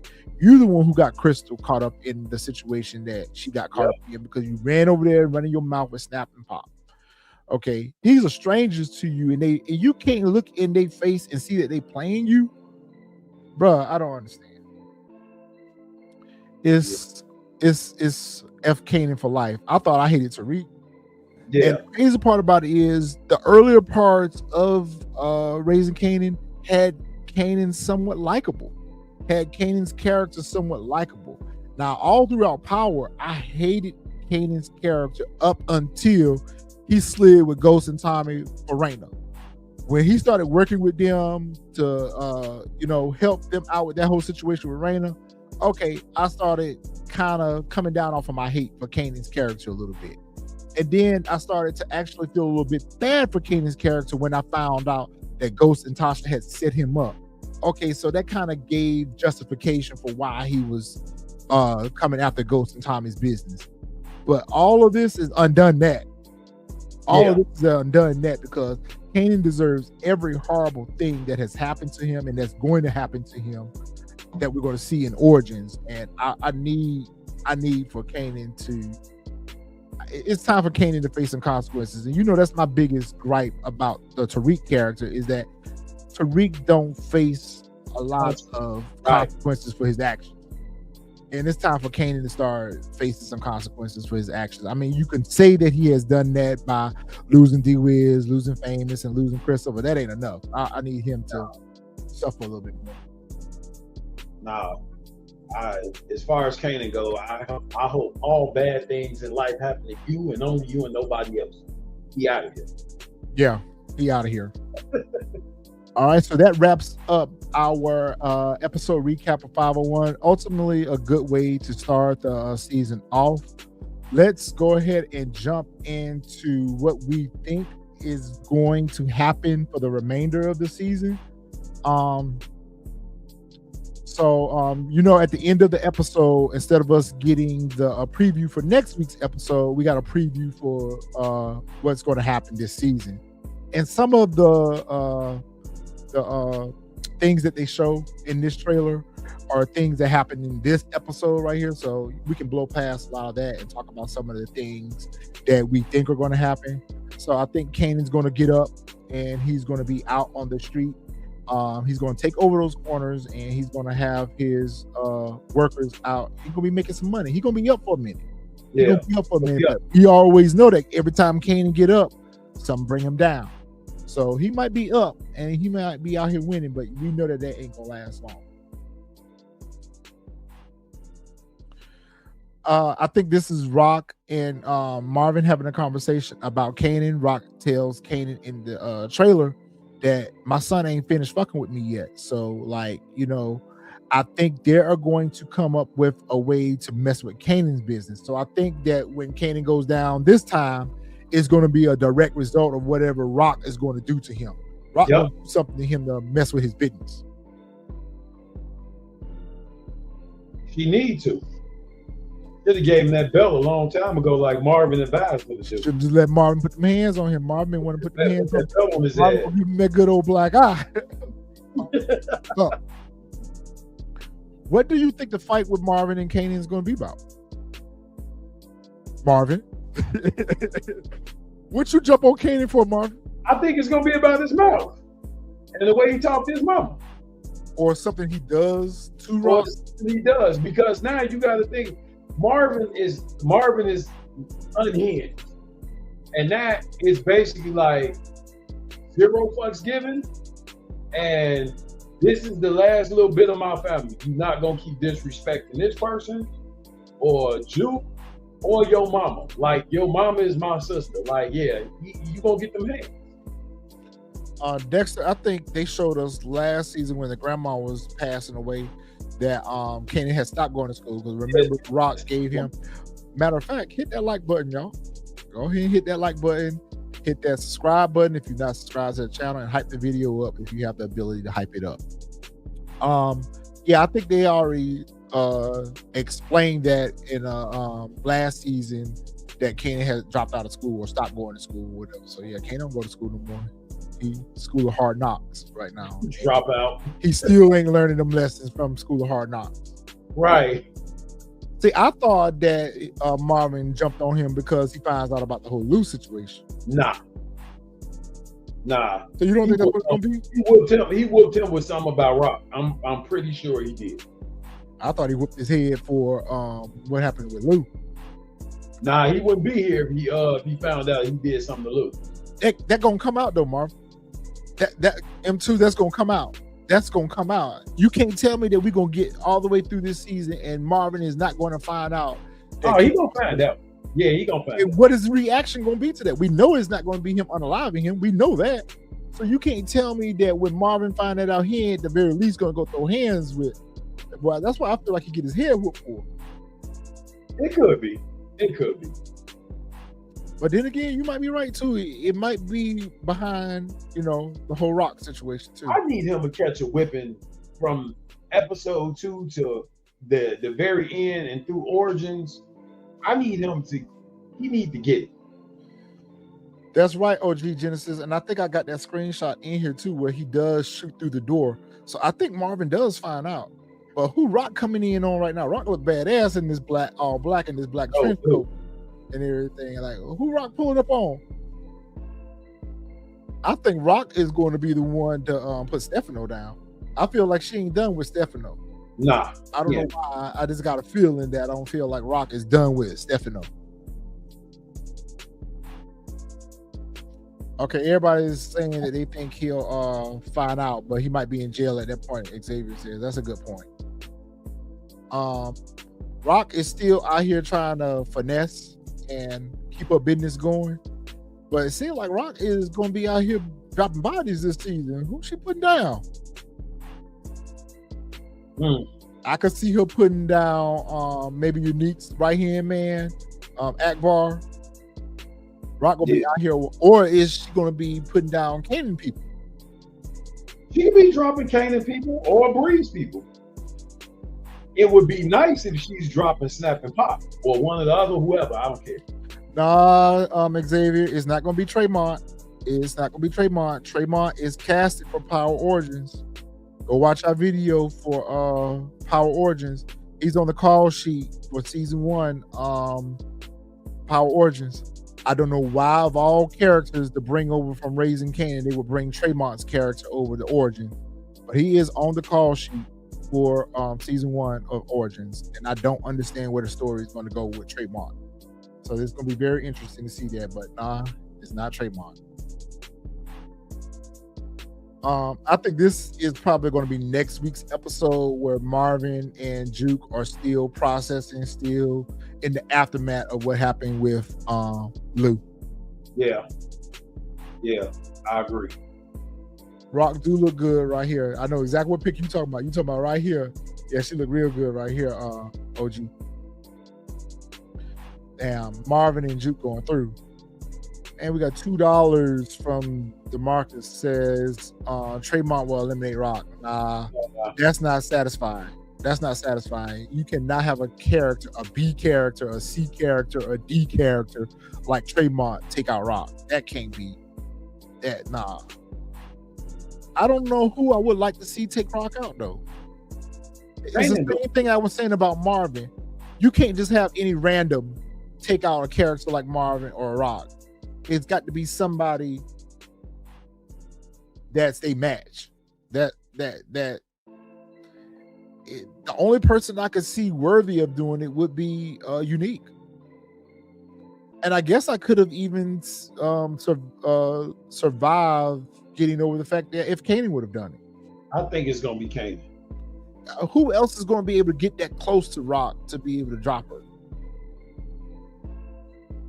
I can't see Tremont eliminate Rock. I don't know. Stranger things happen in this writing room, but that just wouldn't be satisfying for me.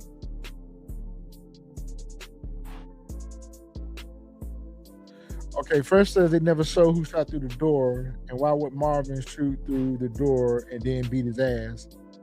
He could have just shot him. Maybe at that point when Marvin does find out. So let me go ahead and get to that screenshot. I don't know who Akbar and Unique sliding on right here. And I don't know who Juke is sliding on right here. I hope it's Garcia. It might be. All right, DeMarcus, the other $2. A main character didn't eliminate OG Kanan though, but a main character set him up to be eliminated. It was Tariq. Yep. Tariq set him up to be unalive by the hand of the police. So it goes back to when you have characters that are smart and conniving and ripping and running the streets like Rock and Marvin, they can't just go out by the hand of a simple setup. It got to be somebody that match their energy. It got to be somebody that outsmart them. And I just can't see Tremont. They get the drop on Tremont all the time. I just can't see Tremont getting the drop on them like that. But stranger things happen. It need to be Juke that put Garcia Worsham ass down, and I want it to be. And I'm gonna help her slide. I don't know who whipped right here getting shot up. I guess we need a little bit more context for us to derive what is happening here. But somebody whipped getting shot up. Maybe the Italians going up the Italians. And beating somebody down. This is the scene that everybody is talking about where Kanan's door gets shot through. This is a trailer that they keep showing where that could be the door being shot through could be retaliation. Okay, let's say the whip getting shot up is still Russo whip. Okay, all right, yeah, we don't care. Marvin, that could be retaliation, and I think the person he put a whipping on was Taz. I'm gonna hold on to this comment right here because I do agree with this. Do y'all think Snap and Pops will get dropped off? And if so, by who? I'm going to tell y'all what my theory is on that, or at least what I would like to see. Okay, this is that conversation where Marvin and Kanan are having at his place, where Kanan actually asked his uncle, "Do you want to work for me?" And Marvin tell him, like, "Work for you?" He was like, "I don't care if you got these little corners out here and you think you out here winning or whatever, you'll never be on my level." And so Marvin put him in his place and let him know that you're still a kid out here. Like, no, I'm not gonna come work for you. So notice in this scene right here, Kanan has on a different jacket. And this is two different conversations between him and Marvin. This is a conversation right here. This is where Marvin put his hands on him. He got on a different outfit. So this is where I feel like he finds out about the whole Lou situation. He comes over here, and this is when he whipped that head. I whip your head, boy. This is what I feel like he get. You were going now. They're telling that's the song they need to play too. They need to play 50 Cent, "I Whip Your Head." Right at that very part, play that and whip his ass right there. Yeah. Whip his head real good. Whip his head real good. And that Marvin does, because we see Kanan have the black eye and everything. He don't walk away from that fight unscathed, and like he ain't got no hands for his Uncle Marvin. Kanan ain't got no hands for that. He ain't got no hands for Marvin. No. Yeah, he ain't got no hands for Marvin. He ain't got no hands for Marvin. I don't know who Breeze is watching here. I would like to think maybe it's Unique. That he watching Unique. If Unique's character does get unalive, again, it would be unsatisfying for me. But if Unique's character does get unalive, I do want to see it be done by Breeze. You watching Taz? No, I think he's watching Unique. Because he already don't want to do work with Unique anyway. He already looks at Unique as being redundant. That could translate into him thinking. Oh, that's a good one, Fresh. A threat. That's a good one. Fresh said he watching the crime scene.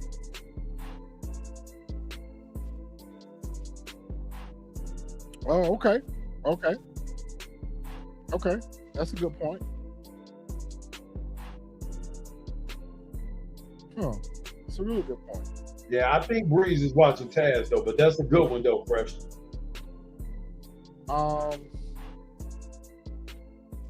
They showed this in the trailer, but I can't remember who this conversation was with.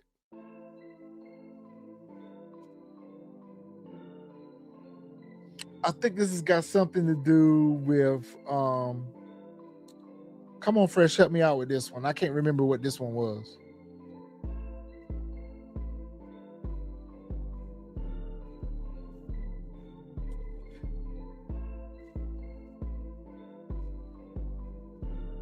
I think this has got to do with Breeze and Kanan and them getting their work out on the streets. I'm sure they're gonna correct me in the chat if I'm wrong. I do know in this scene right here, this is Rock pulling up on I guess one of the crime bosses for Manhattan. I know this is about Rock meeting with her about getting her work out on the street in Manhattan. Mm-hmm. The Manhattan Mob. I do remember that. Flossie, that's her name. Yep, Flossie. And Rock needs to get her work out on the street right now. This is where I feel like Kanan is putting down Taz. Yeah. And I think Breeze walks in on it or the aftermath of it, and they decide to put Taz in Stefano's furnace. I think that's what happens with Taz right here.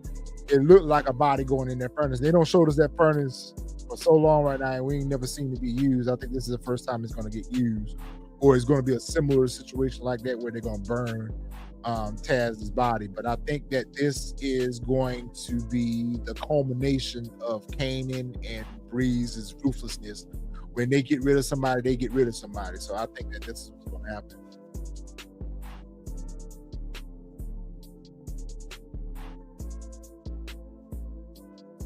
And I'm okay with that. Yeah. Well, that firm is hot. I'm totally okay with that. Incinerate his ass. Could this be next week's episode? Juke still processing her Uncle Lou's unaliving, or is this her reaction to finding out that Kanan was the one that did it? I think that's a flashback of her and her Uncle Lou. Could be. Her face doesn't say like it don't show heartbroken enough to find out.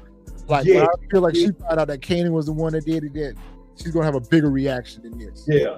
It said that I think this is probably right before her and Marvin probably hug again. Yeah. And this is her having that flashback, because outside of her confronting Marvin inside the car, we haven't really seen Juke break down herself. Yeah. We haven't seen her breaking point. So this could be where Juke is actually reached her breaking point and Marvin is actually confident in her. Or having a memory. Or having a memory, right. This could be right before her break. Good point. So this is Stefano rolling up on Hafiz, and I'm pretty sure he's putting the squeeze on Hafiz to quit supplying Rock. So, because he says in the trailer that it's time for me to call in a favor. So, Stefano connected to everybody that got these drugs out here on the streets with him. So I'm sure he's going to end up convincing Hafiz to stop supplying Rock, or threatening her, or threatening him to stop supplying Rock, or else. This is Breeze and Unique having yet another conversation, Yeah, they are. whatever. They beef. Yeah, they're gonna beef. They're not gonna get along. This situation ain't gonna last long. This is not a match made. That's because Unique not gonna let Breeze son in. Yep. He's And not. you would like to think that Unique is older than Breeze. At least in my mind, I'm going to say Unique is older than Breeze. I put Breeze at 23, 24, somewhere around that age group. Maybe 25. I don't think he's much older than that. I put Unique at 32 to 34, somewhere around that age group. I think him and Rock are closer in age And I think Breeze and Kanan are closer in age. I think at this point, Kanan's probably 19. Breeze is somewhere in his early 20s, 23, 24, somewhere around there. So I agree with you on that. I don't think that Unique going to go for. And the fact that Unique said in this episode, how I'm going to bite your style when I had it first. So to me, that's Unique saying, I'm older than you, bro. Yeah, I'm older. Right. You ain't going to try to son me.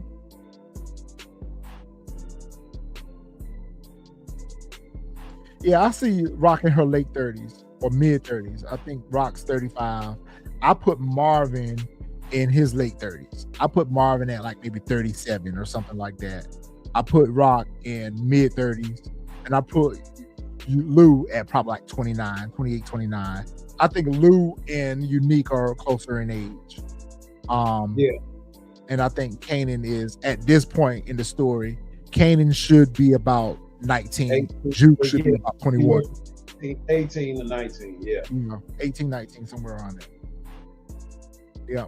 So Rock being 34 is a good age. This is where I think Unique confronts Kanan about Lou and asks Kanan, was it you? Because even though they're not keeping this whole thing going with Unique where he's psycho Unique anymore, he seems to be back to normal Unique. But Unique is putting the pieces together. If he didn't do it, if Phil Russo didn't do it, and Stefano Nono didn't do it, at this point, who else would have dropped Lou? Mm-hmm. So, and the fact that Kanan is not reacting to it, Unique is going to put these pieces to the puzzle together that Kanan is somehow involved with what happened to his uncle, but can't remember what happened with his brother and Ronnie and Rob. I need for Unique to find this out. I need for Unique to remember, have a flashback or something that jogs his memory that, oh shit, Rock really wasn't my op. And they end up working together. I would like to see that again, but I don't see that happening. I think when it does happen, his CTE is gone now. It's gone. Yeah, he's perfectly fine. Clean board of health. Fine. Yep. Clean bill of health. He's great. Clean bill of health. This right here, Fresh, DeMarcus, somebody. Who is Kanan looking at this funeral home? Who is it? We don't have Lou's funeral, so we know it's not him. Who is this? Who else could Kanan lose that he would care about?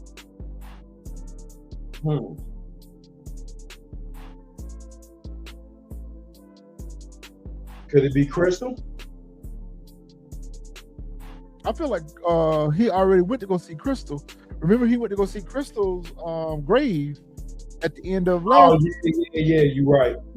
Ain't her. Right. It ain't Mama Joyce. Mama Joyce, if they buried Lou already, Mama Joyce already been buried. So I don't see who else he could lose. We know it's not Jukebox. We know that it's not Lou. I'm confusion here. I don't know who he could be going to see here that he would care about. I think it could be either or. It could be Aisha too. Yeah. Oh, Aisha. So this could be the aftermath of what happened with Garcia, and maybe Aisha is caught in a crossfire some kind of way. This would be more apropos if it was Jukebox, but I don't see why Kanan didn't care nothing about that little girl. You know, he tried to hit at the movie theater and she turned him off and he made her ride the train home. So I don't feel like he would care. But I mean, he didn't care about unaliving his own uncle. I don't know who this could be. Let me just say that. Unless it's one of his workers, unless it's somebody like Crank or one of his workers that he lost again because of something he's done. Whoever it is, it's because of him. He feels guilty about it. Or we're getting his side post. I mean, we getting his side pre the funeral, and he's seeing Luke.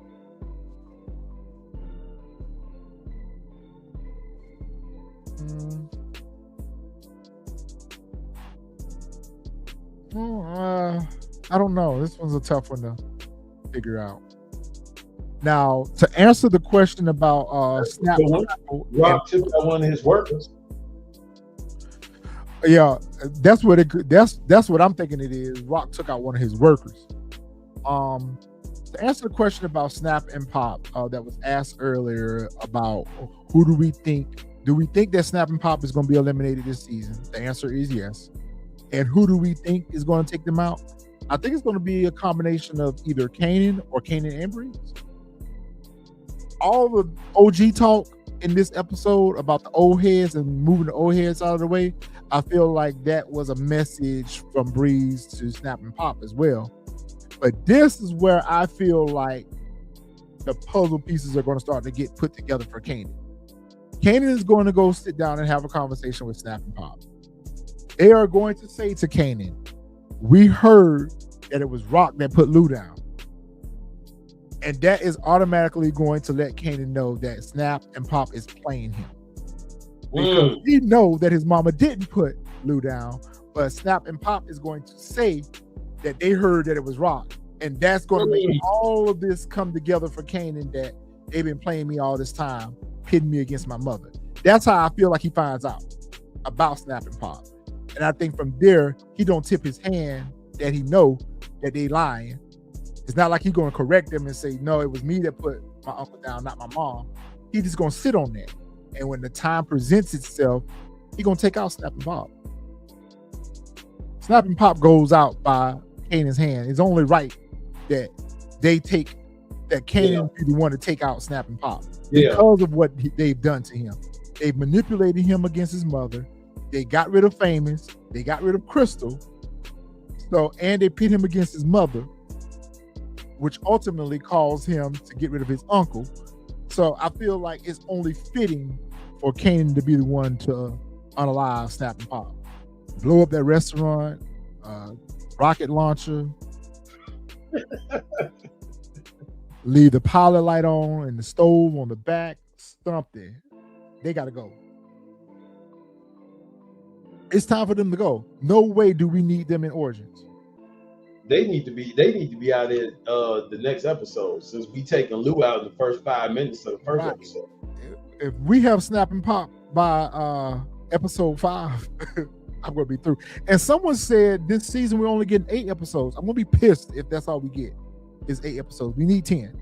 But given the trajectory of this episode and how fast paced it was, it could be that we only get 8 episodes this season. That's why I got everything on the fast track. All right, M2, anything else you got? Oh, we got another $5 super chat coming in from Jamarcus. All right. Kanan could have a hallucination scene where Kanan is seeing himself in a casket after being shot. That's a good point. Oh, that's a good one. Yeah, that's a good point. He could be seeing himself, his future. Yeah, Fresh, it's true. We're only getting 8 episodes. Like, why even give us a season 5 if he wasn't going to give us the full season? Like, y'all could have produced 2 more episodes. Come on now. That's crazy. We've never gotten 8 episodes in the World of Power. But yet, Origins, we get 18 episodes. Whatever. All right. M2, you got anything else? Nah, man. Nah. I'm excited to see what happens. All right. For those of you who have been watching Nemesis, go on over and check out our Nemesis recaps. I would love to hear y'all thoughts in comparison to Nemesis universe versus Power universe. There are some comparisons. So if you haven't caught Courtney Kemp's show Nemesis on Netflix, go check it out. It's worth the watch. Pretty good.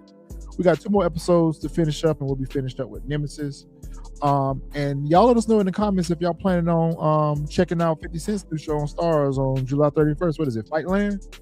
It looks like it's going to be an interesting watch too. So I think we might check that out. Don't know if we're going to review it yet. Here lately, it's been a little bit difficult for us to review shows, but we're going to try it if everyone wants to watch and review it. But I'm going to check it out. All right, and of course, we got X-Men 97 coming up July 1st, so we'll be ready for that. Those of you who are fans of X-Men universe. All right, so we'll be back next week to talk about episode 2, Raising Kanan. M2, you got anything else? We good, man. All right, fam. We need to keep whipping on Kanan. That's all I want to see. Whip your head, boy. Have the fam back in the building. So we'll see you guys in the next video. Y'all make sure y'all drop y'all comments. Check out Fresh's prediction video tomorrow when those pictures drop on Stars. We'll put our early prediction video out for this week's episode coming up. And make sure y'all subscribe to the channel, like the video, hype it up, and we will see you guys in the next video. Y'all keep those comments coming.